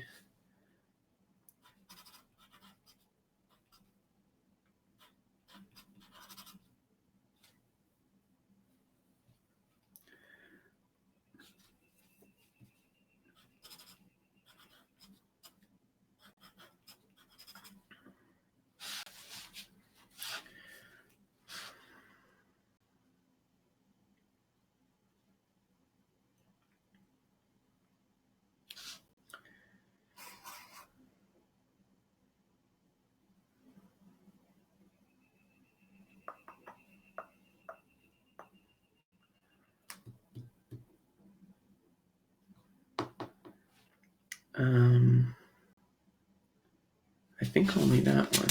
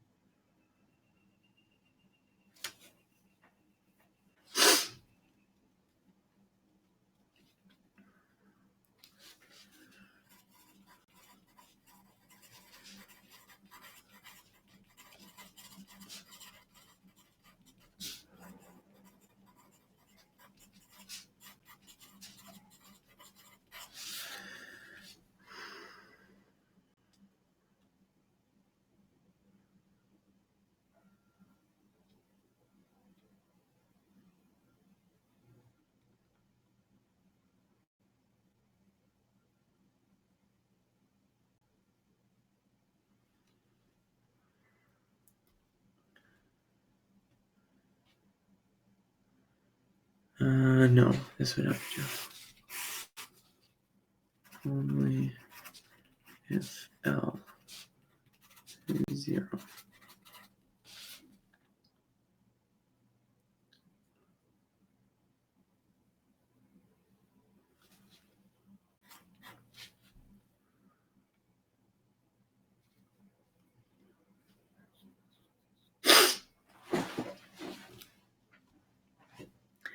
Is L also Hermitian?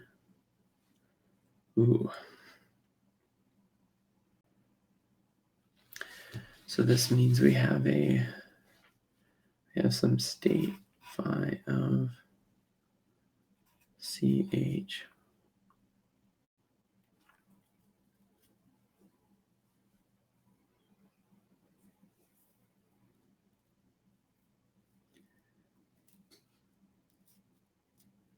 I would guess yes.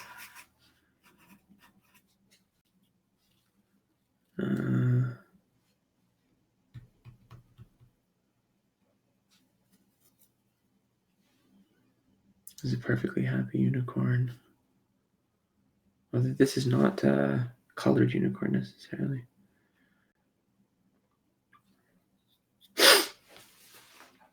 Oh,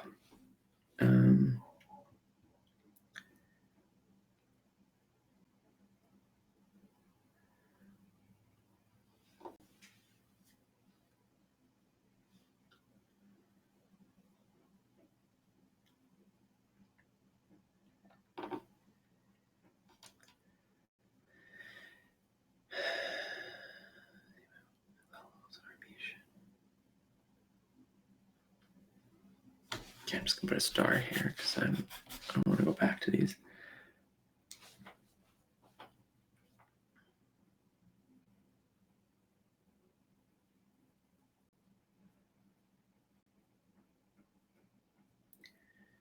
I'm gonna say yes because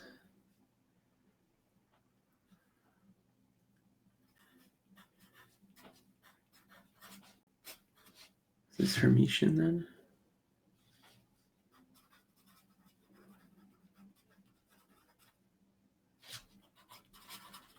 If that's Hermetian, then this question is wrong.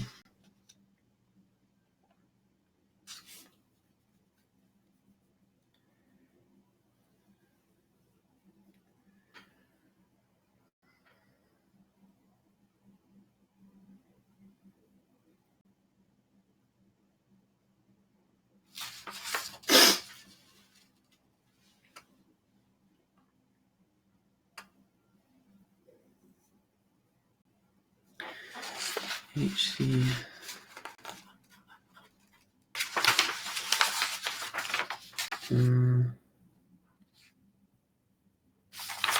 Wait, hold on a second. If CH minus HC is Hermetian, or if C is Hermetian and H is Hermetian, then this means CH minus HC.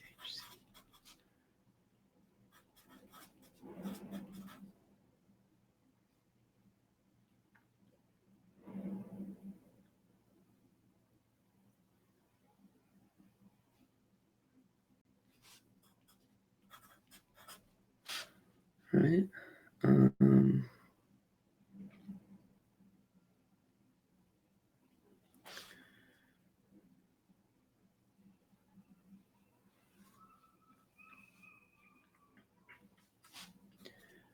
Two minus.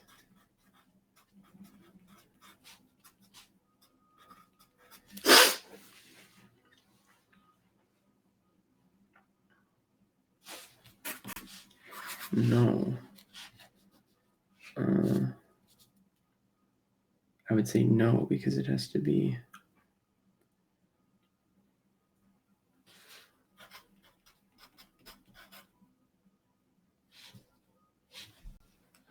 It's anti-Hermetian. If it's anti-Hermetian, I'm going to guess that they are imaginary.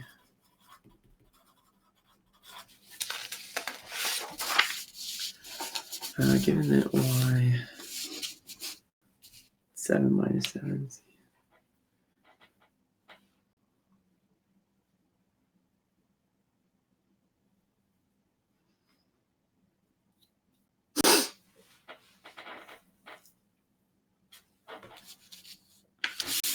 I have the formula sheet here.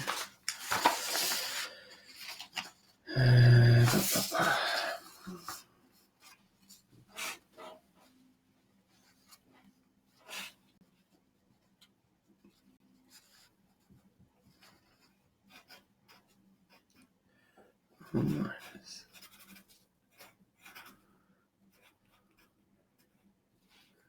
Oh, plus equal to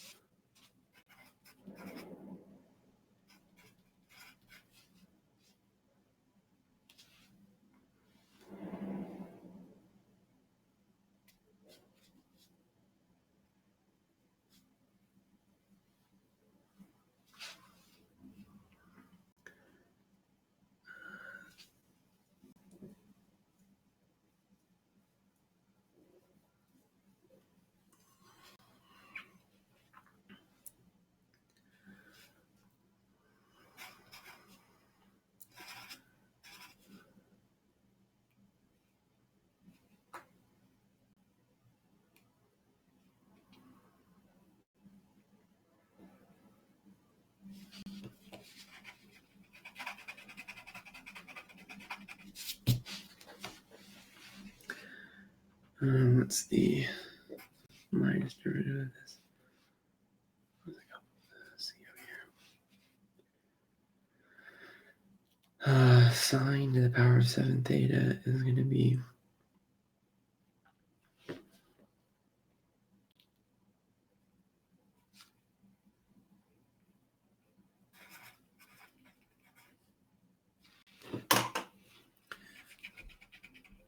plus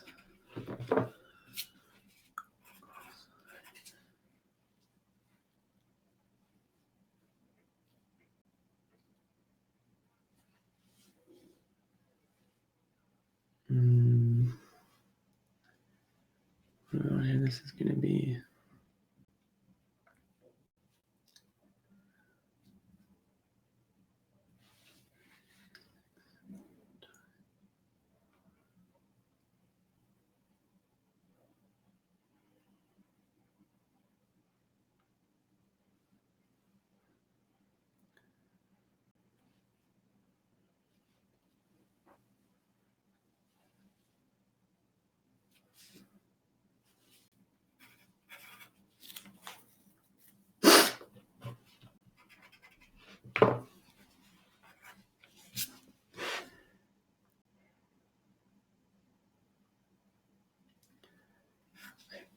I think so. I don't know. I maybe messed up the derivative there. Suppose a particle is on a sphere in the state.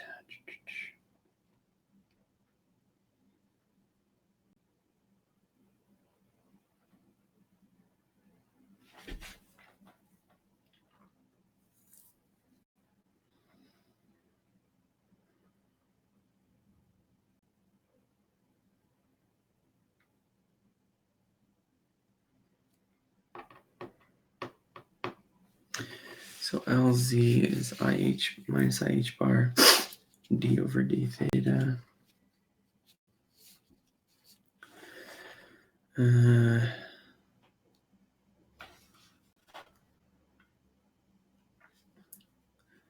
going to be H bar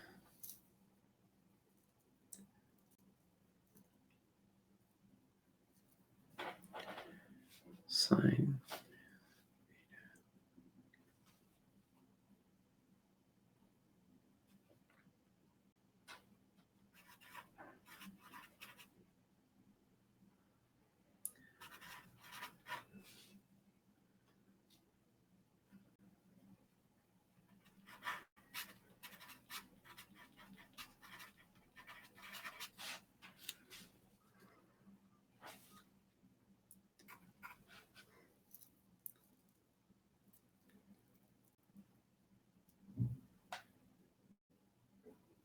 That's going to be,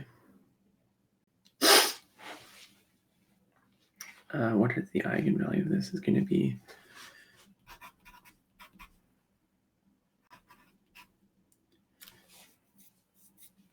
excuse me.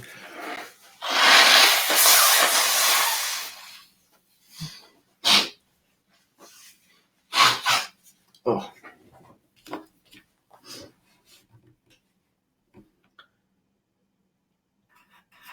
Three H bar probability.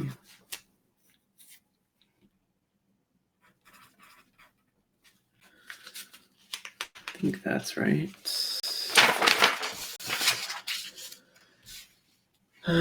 Which is the three lowest?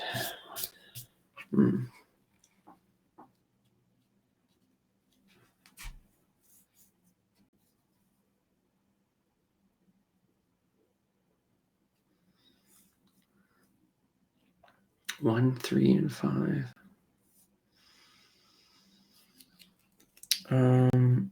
What's the infinite well potential?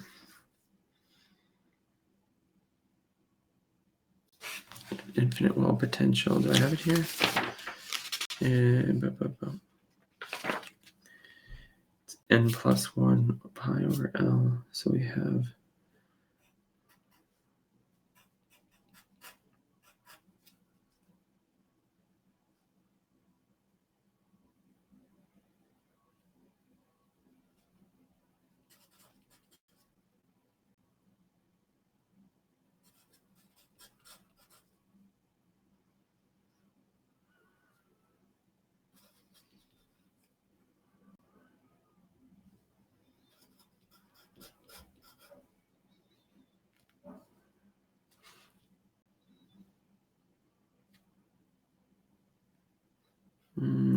help.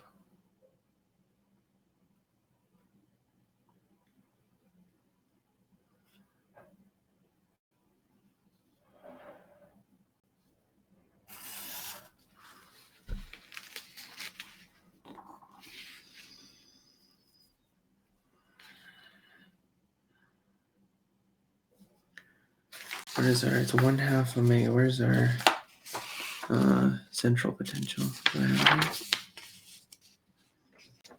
Maybe I don't.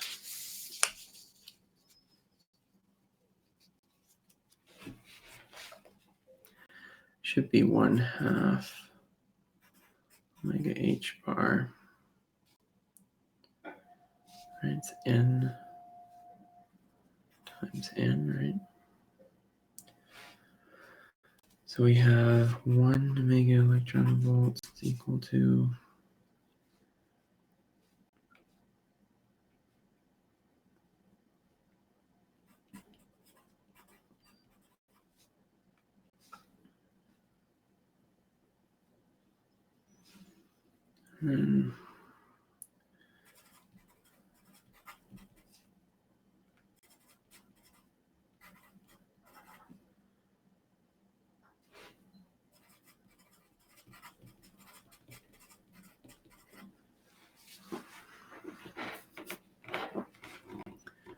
so our omega is going to be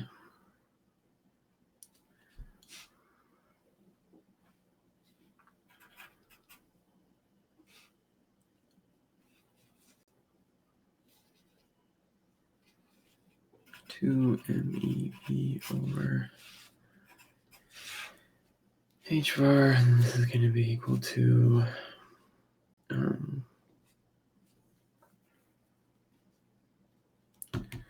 what is the central potential? 1/2 omega naught squared. Where is it?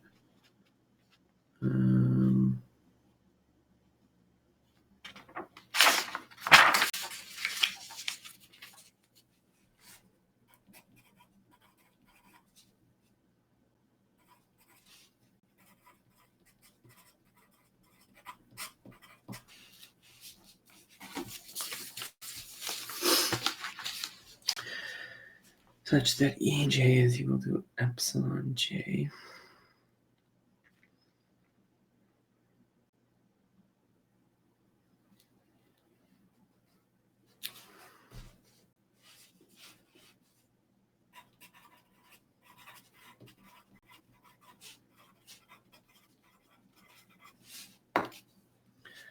They form a tower. Can I see what they're spaced by?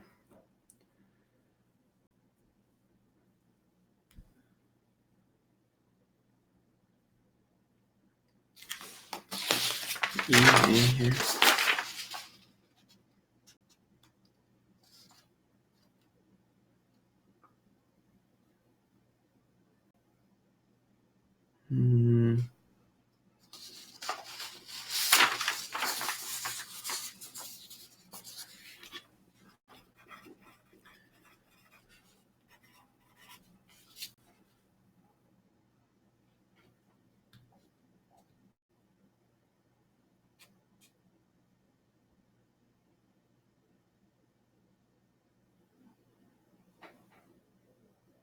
I think commutator E and A is equal to, is it h bar omega A?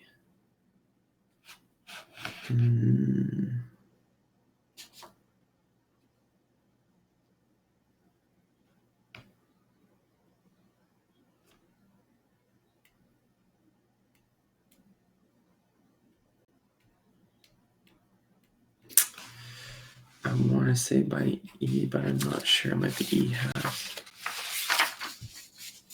Question 2, S matrix.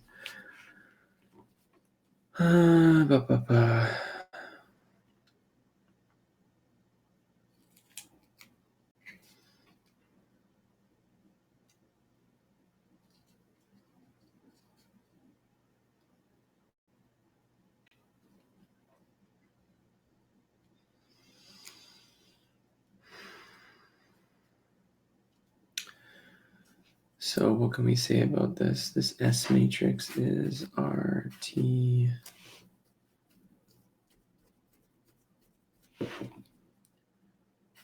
TR, I think. Is that right?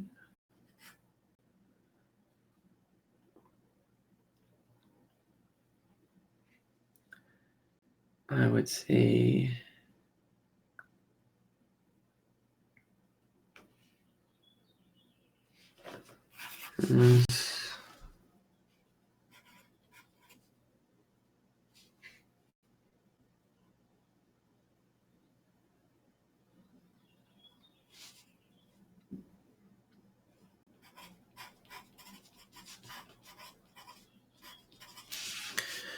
what is the probability for a particle incident from the left to transmit to the right?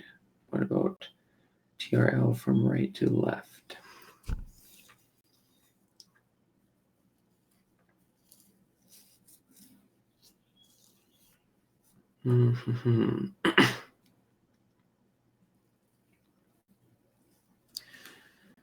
So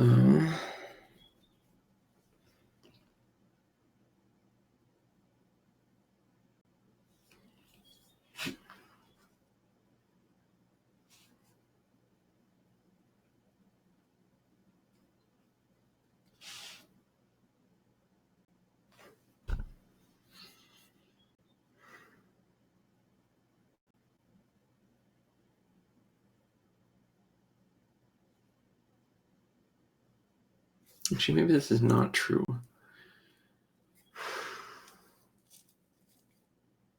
Yeah, I would say no.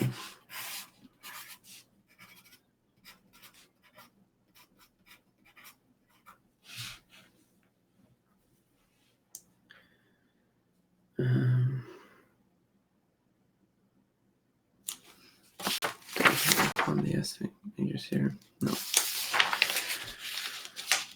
All right. TRL from right to left.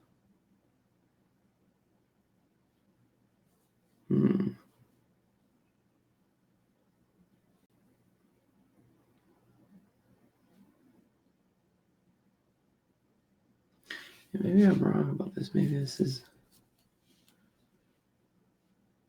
RTTR.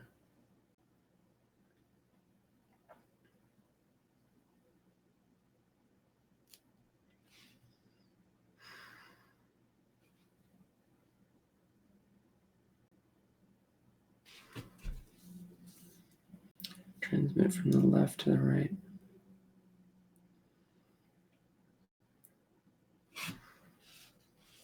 Is that not going to be this 2G? Is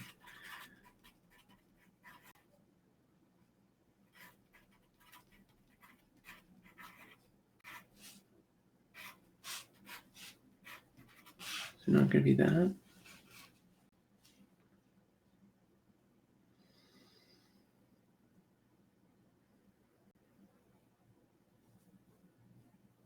This is reflective.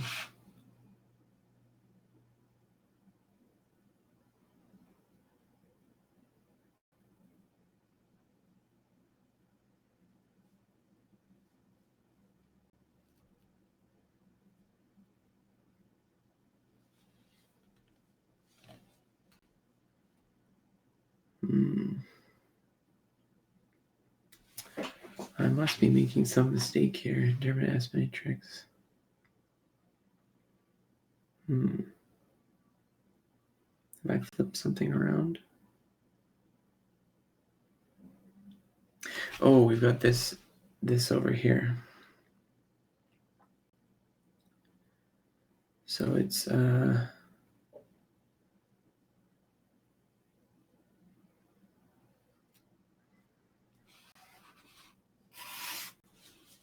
equal to N.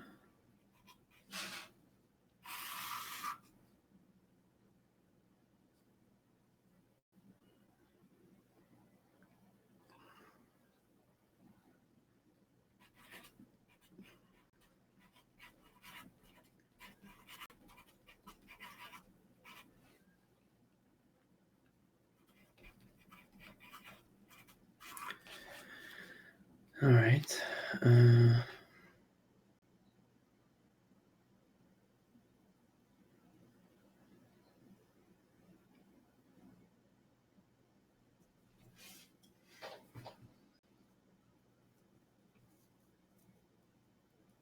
think this is the same.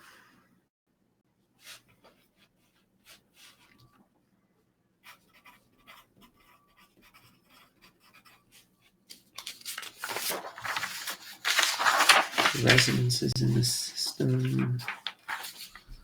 I'm going to say yes for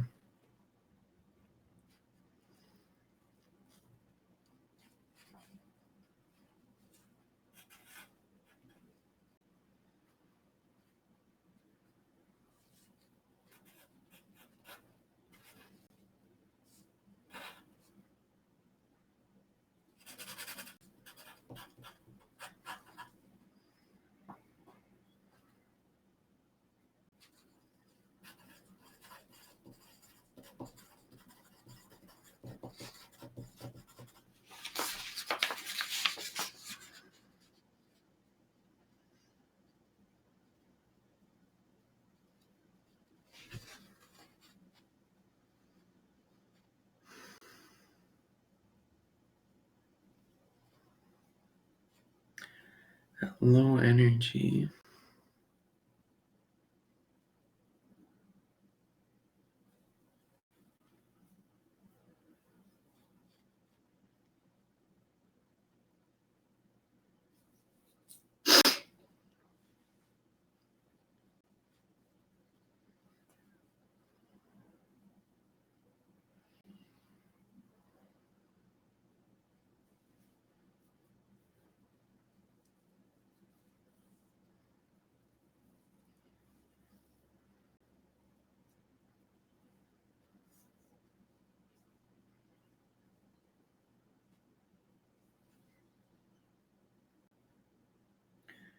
Well, I'm going to guess that low energy is going to go to 0. This has got to be 0, and this has got to be 1.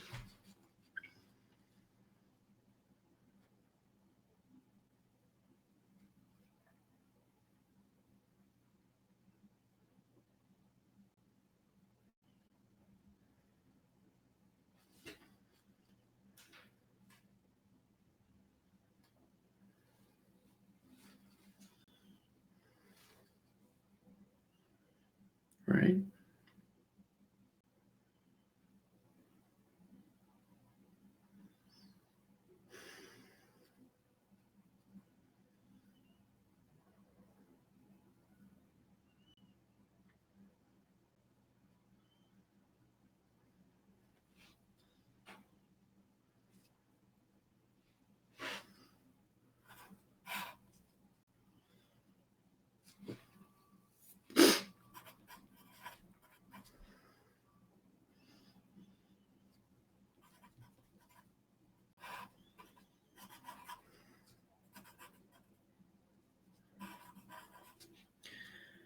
When this goes to infinity, what happens?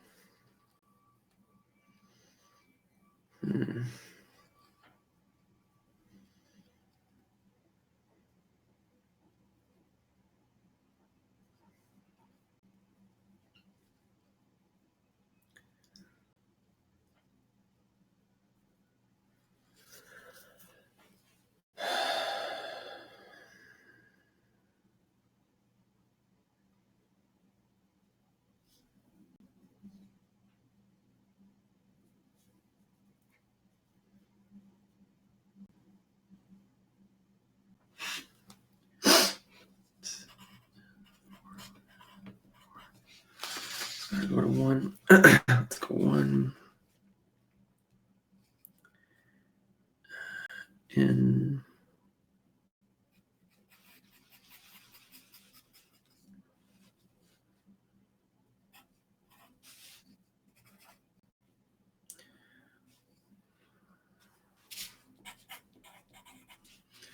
And this is going to be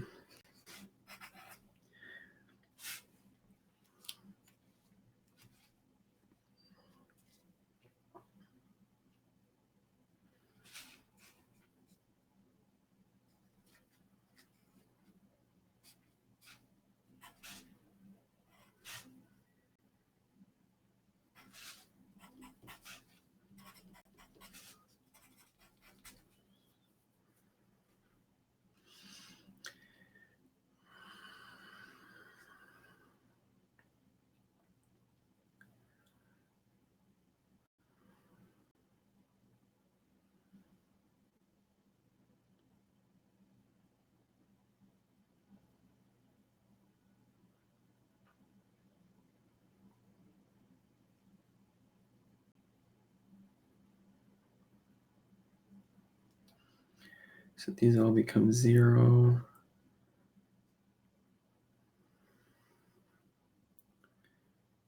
So we get 1 here, 1 here, 1 here.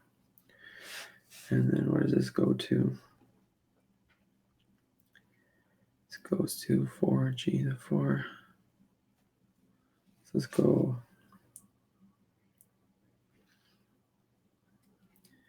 And this one says pi by 2.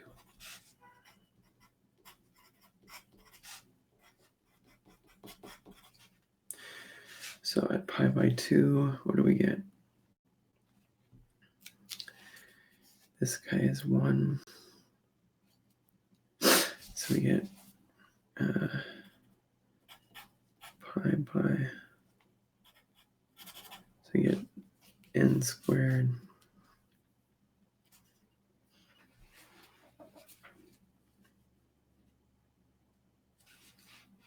So g equals 1.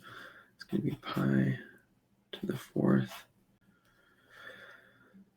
over 2 to the 4th.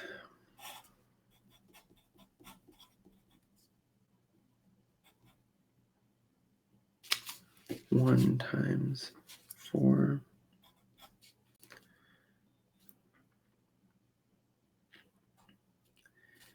And this is going to be 4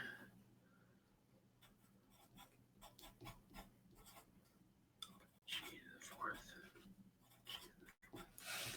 So maybe not, maybe a bit higher than this.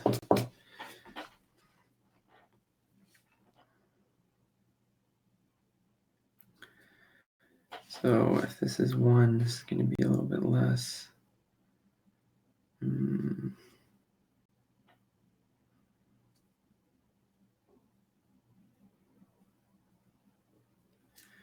Say g equals 2. What is this going to be equal to?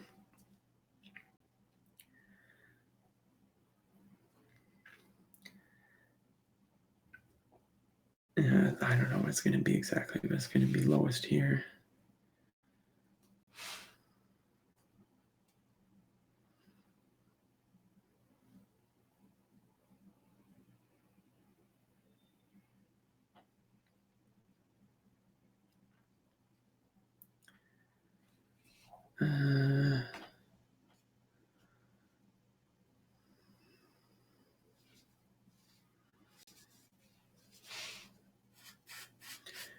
I think it's going to be something like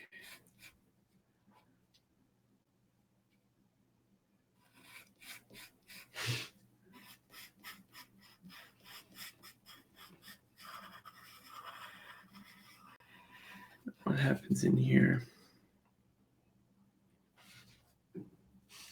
Something like that.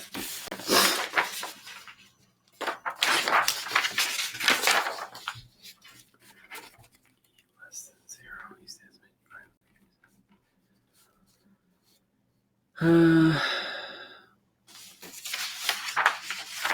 Here's our S matrix. So that's going to be when this goes off to infinity, right?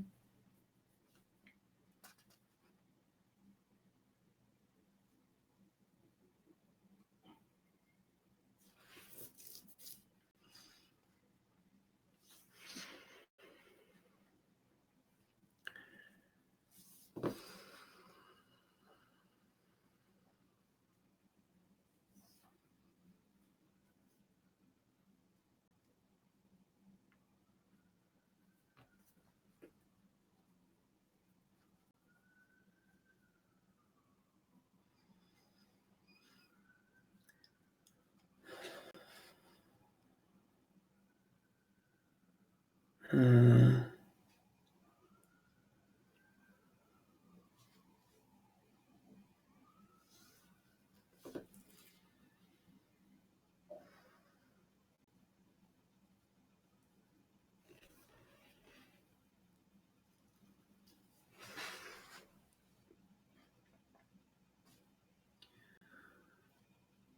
many balance days does this have? Well, we have, where are the poles? It's got to be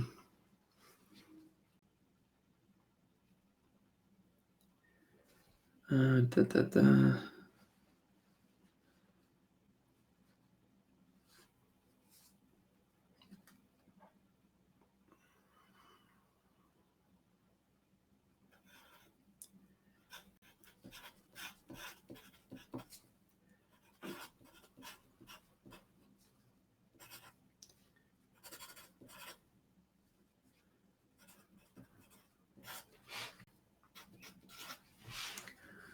Equals 0.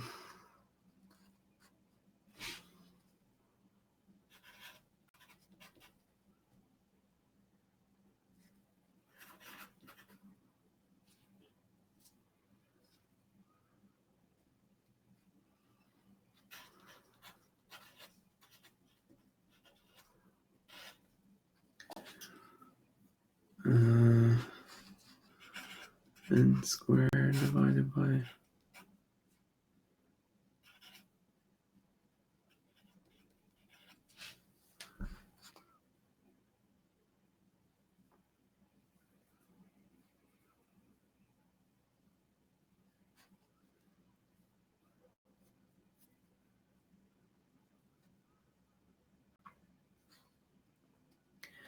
I think the alpha. Yeah, alpha is the same as the k over here. So it's equal to beta squared.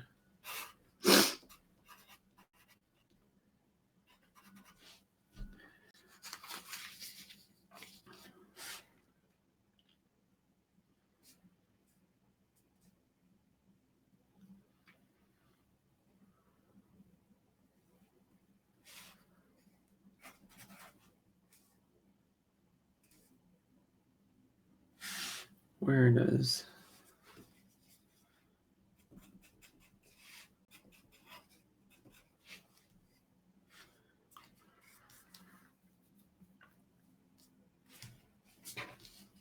I guess I gotta put it the other direction because beta is minus that. So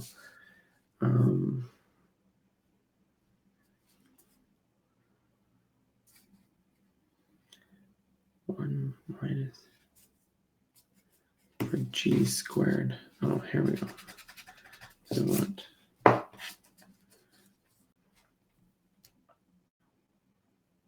don't know how to do this graphically. G squared.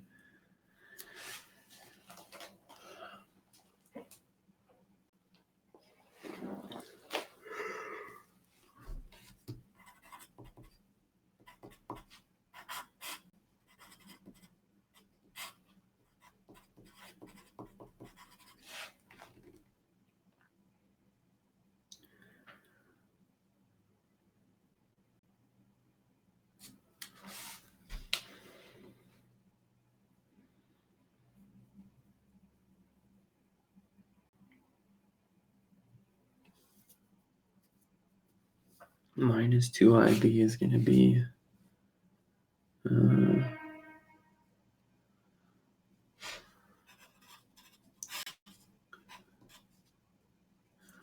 minus 2IB is that 1 minus cosine.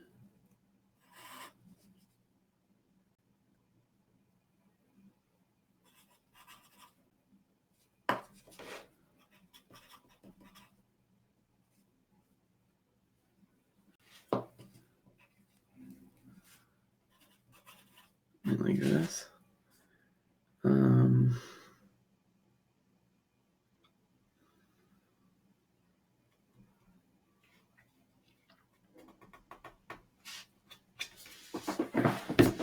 bound states are there? Yeah, I don't know. Let me just skip that. I'll press start here.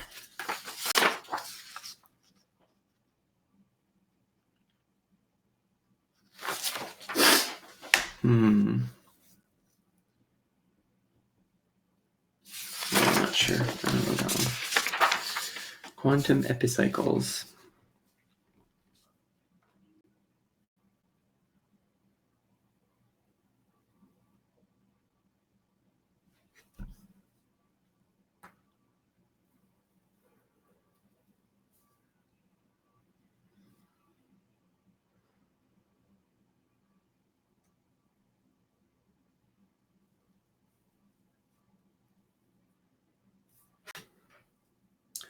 One over 2I L squared.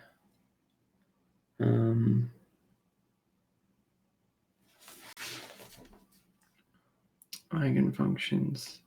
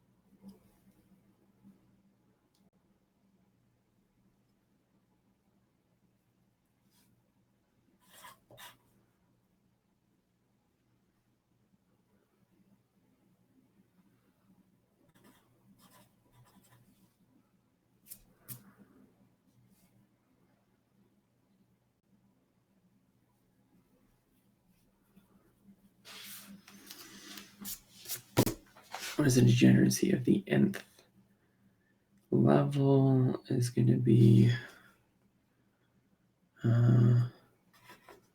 2L plus 1, right?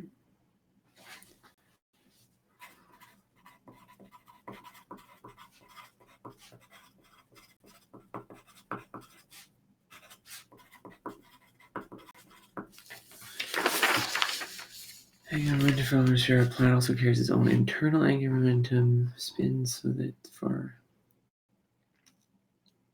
okay.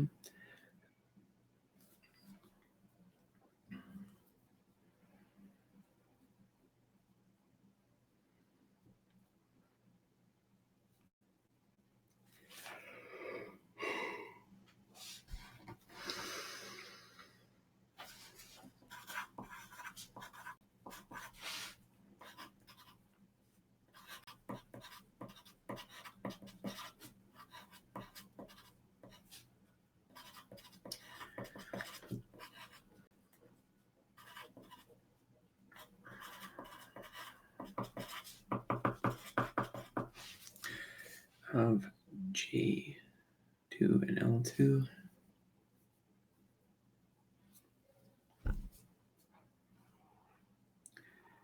G2 and L2. Yes.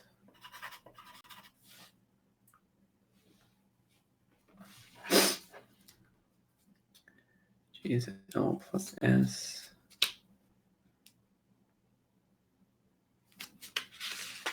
Let's do this. Also find G2 and LZ. I would also say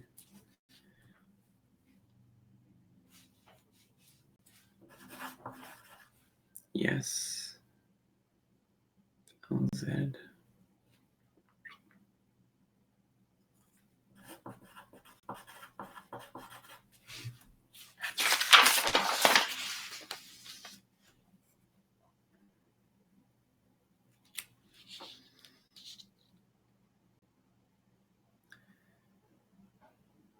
It's the same question. Oh, JZ. Also say yes. I guess we should show it. So we want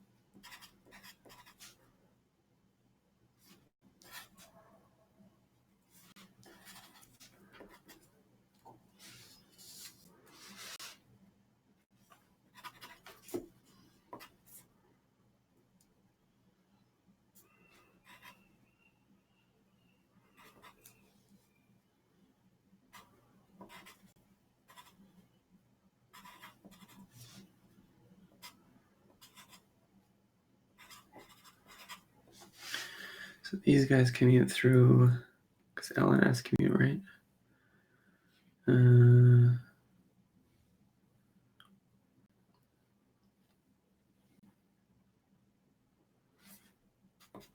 So this should be 0.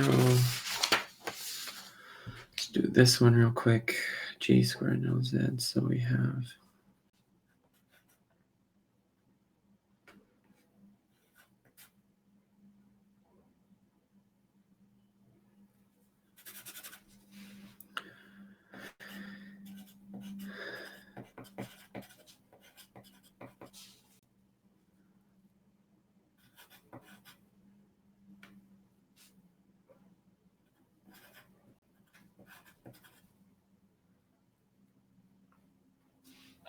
oh, this one might not work. Minus. And then this one is LZ.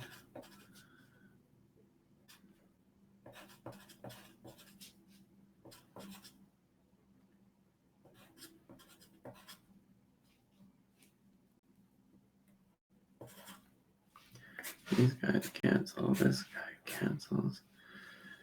But this one here is going to be commute with all but the other two. So this one we're going to get 2. So the spin's going to commute. We're going to get 2 LZ minus. And then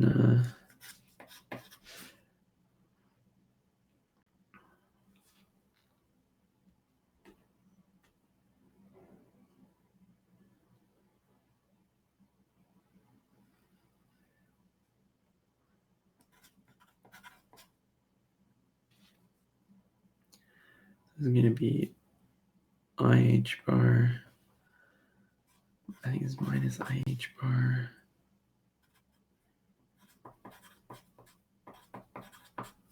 Right.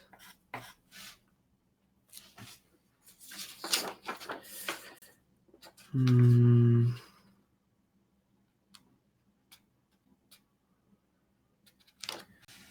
think that's right, because to commute one of them through, actually I only have to do it on the one side. I don't have to do it on both. So this would be, do these cancel here?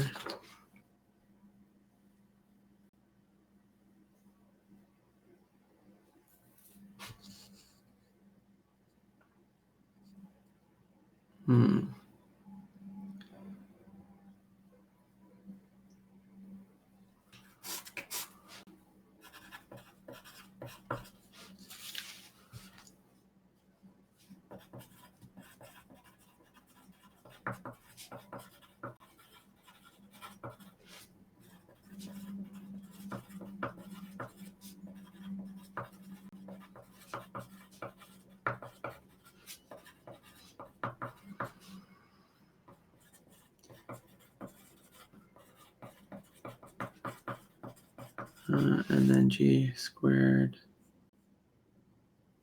and GZ.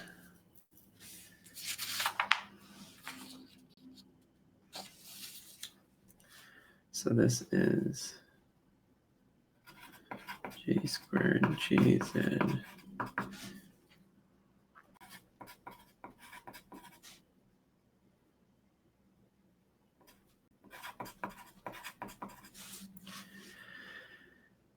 J squared equals L squared plus S squared plus GZ. This is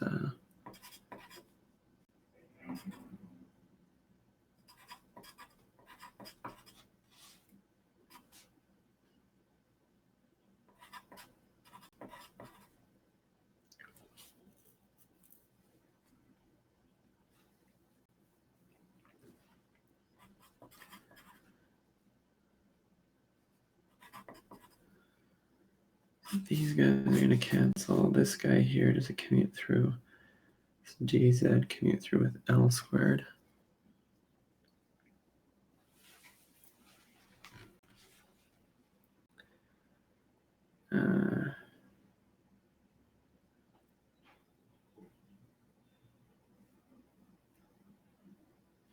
GZ LZ plus XZ. So yeah, these guys are going to cancel. This is minus 2. So we're going to have 2 times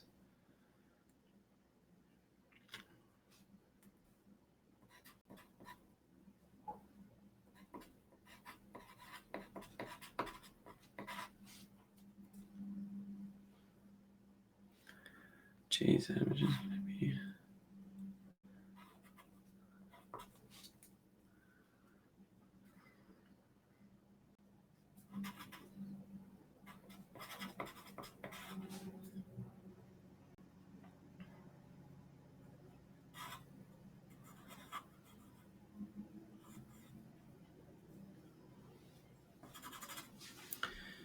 SX, SY, SZ minus the reverse of this. So what is going to be? So to commute these guys through, we're going to pick up an IH bar. No, because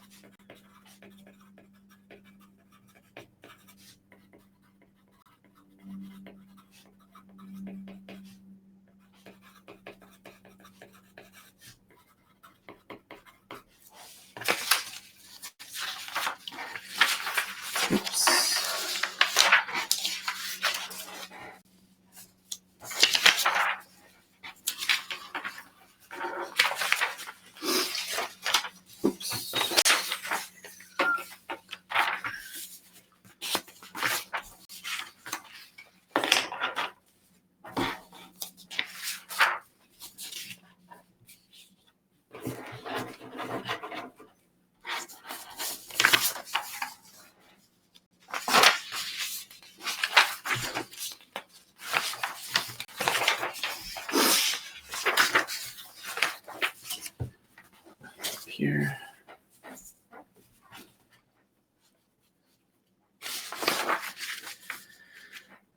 I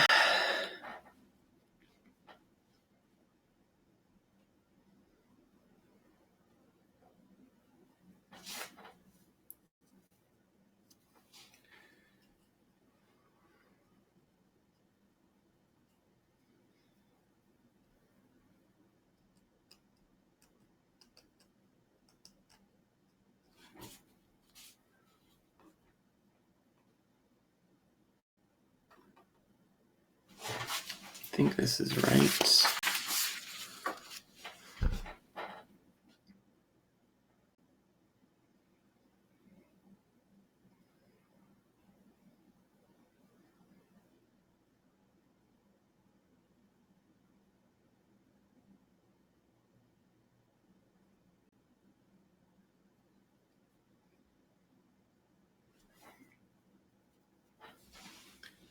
2 sine.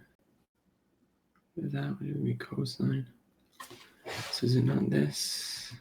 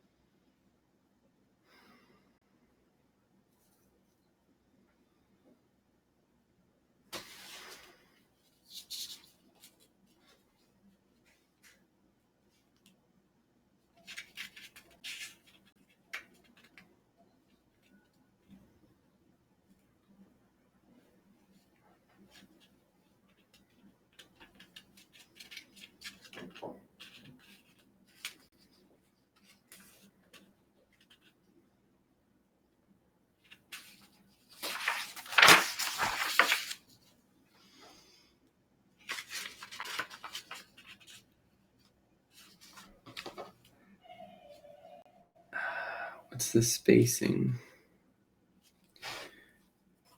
E and A, what is that? See if I just do A real quick.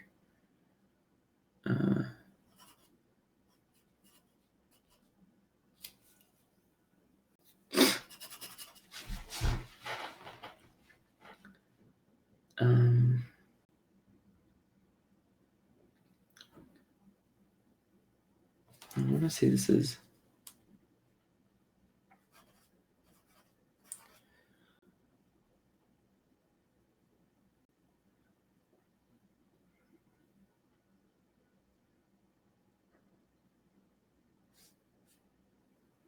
is it not this? Oh, this one here. All right.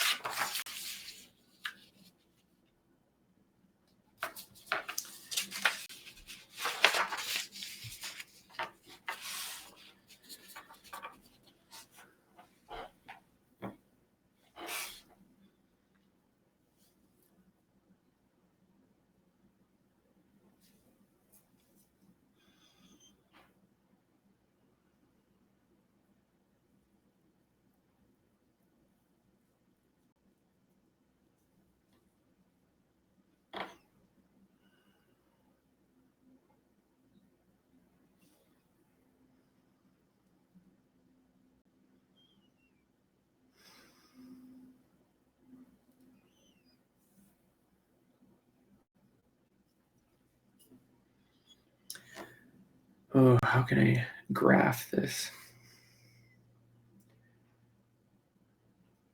G squared is equal to B squared.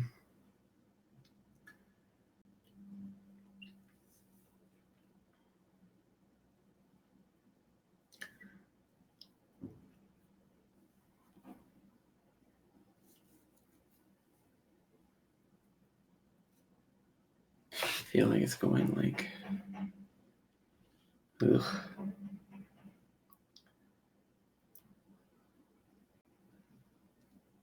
It's doing something like this, right?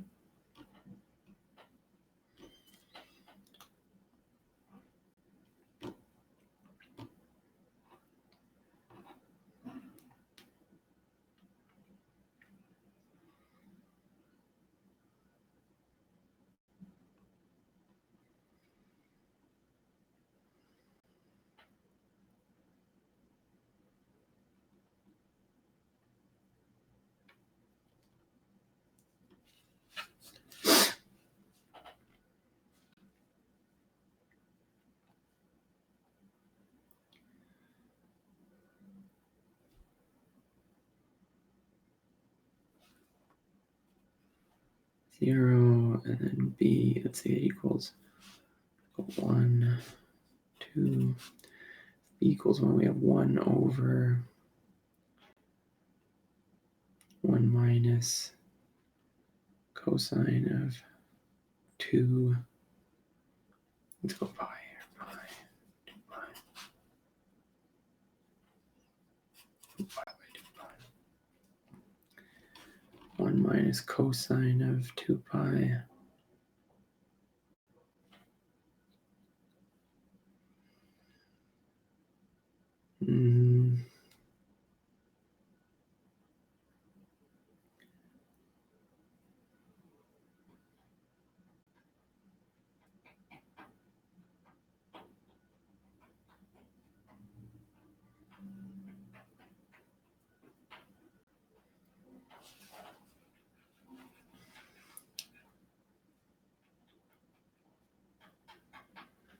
Yeah, I don't know how to graph this. Potential. I'm supposed to recognize this, I think.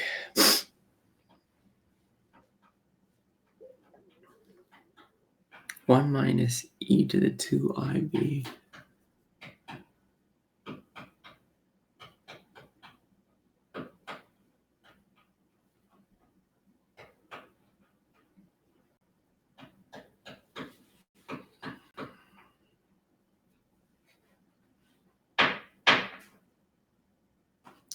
I want to say this is equal to cosine, but I'm not 100% confident of that. E to the I theta is equal to cosine theta.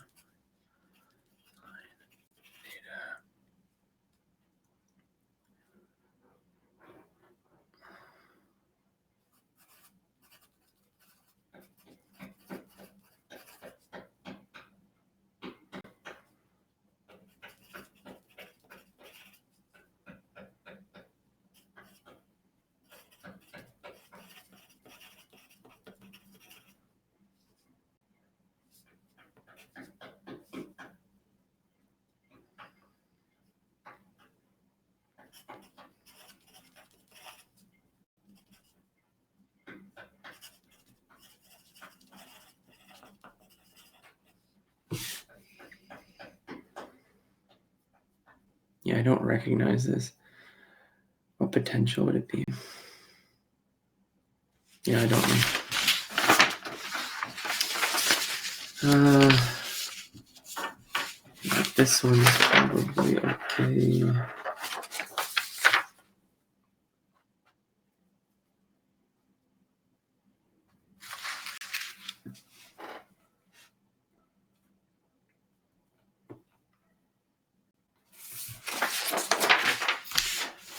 How much time am I supposed to have left here? 20 minutes.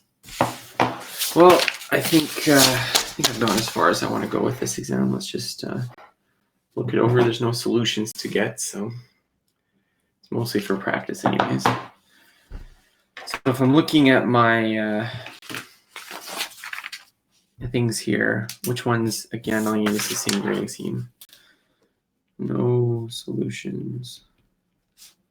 Therefore, feels good, unsure. All right. I would say I feel good about this one. This one. This one. Yeah, this is a lot harder to grade. I don't know whether I'm going to give myself a grade for this just because it's just going to be too murky. There's too many calculations and stuff. All right. So that is those two midterms now that I've gone through. Again, it's a little unfortunate that there's no solutions. It would have been nice to, grade myself and see what kind of score I'm looking at, but I don't think I'm going to be able to do that with these. Overall, I think that they're not too bad. There's definitely stuff that I know. There's definitely some things that I don't know, though. So if I were to just like really, really roughly approximate, I would say that I'm probably, doing in the sort of not strong. Like if I were to put this, it's really hard to tell without actually doing the grades. I'm afraid. I think I'm probably looking at, like, if I were to actually grade these and I had the solutions based on how I felt about them, it would be somewhere between, let's say, like 40 and 70%. So I would split the middle, probably say about 60% if I had to guess. And I mean, sometimes it's you think you got it right, but you don't have it right. So I think I'm going to keep going with this. In this afternoon, I'm going to do the final exam, which is a 3-hour final, and work through that. And then I think tomorrow morning, I'm going to do the final exam again. That has grades from this other session. So it's a little bit shaky. I don't feel like this is definitely not like everything is perfectly clicking, but I mean, quite a bit of it is. So it's again, it's hard to say. I think if I'm going to screw something up, it's probably going to be on a technical area. But yeah, I don't know. Well, we'll see. We'll do the exam tomorrow when we get it. But it's been good to go through this. The nice thing is there's not a ton of derivations. So a lot of the stuff that I was struggling with in the problem set was just because of the intensity of those derivations. So I'm going to leave this for right now. I'm going to come back after lunch to do the final. And then I think after or tomorrow morning, I'll do the other final. So I've got doing mindfulness meditation alone increases selfishness. What do you think on this? I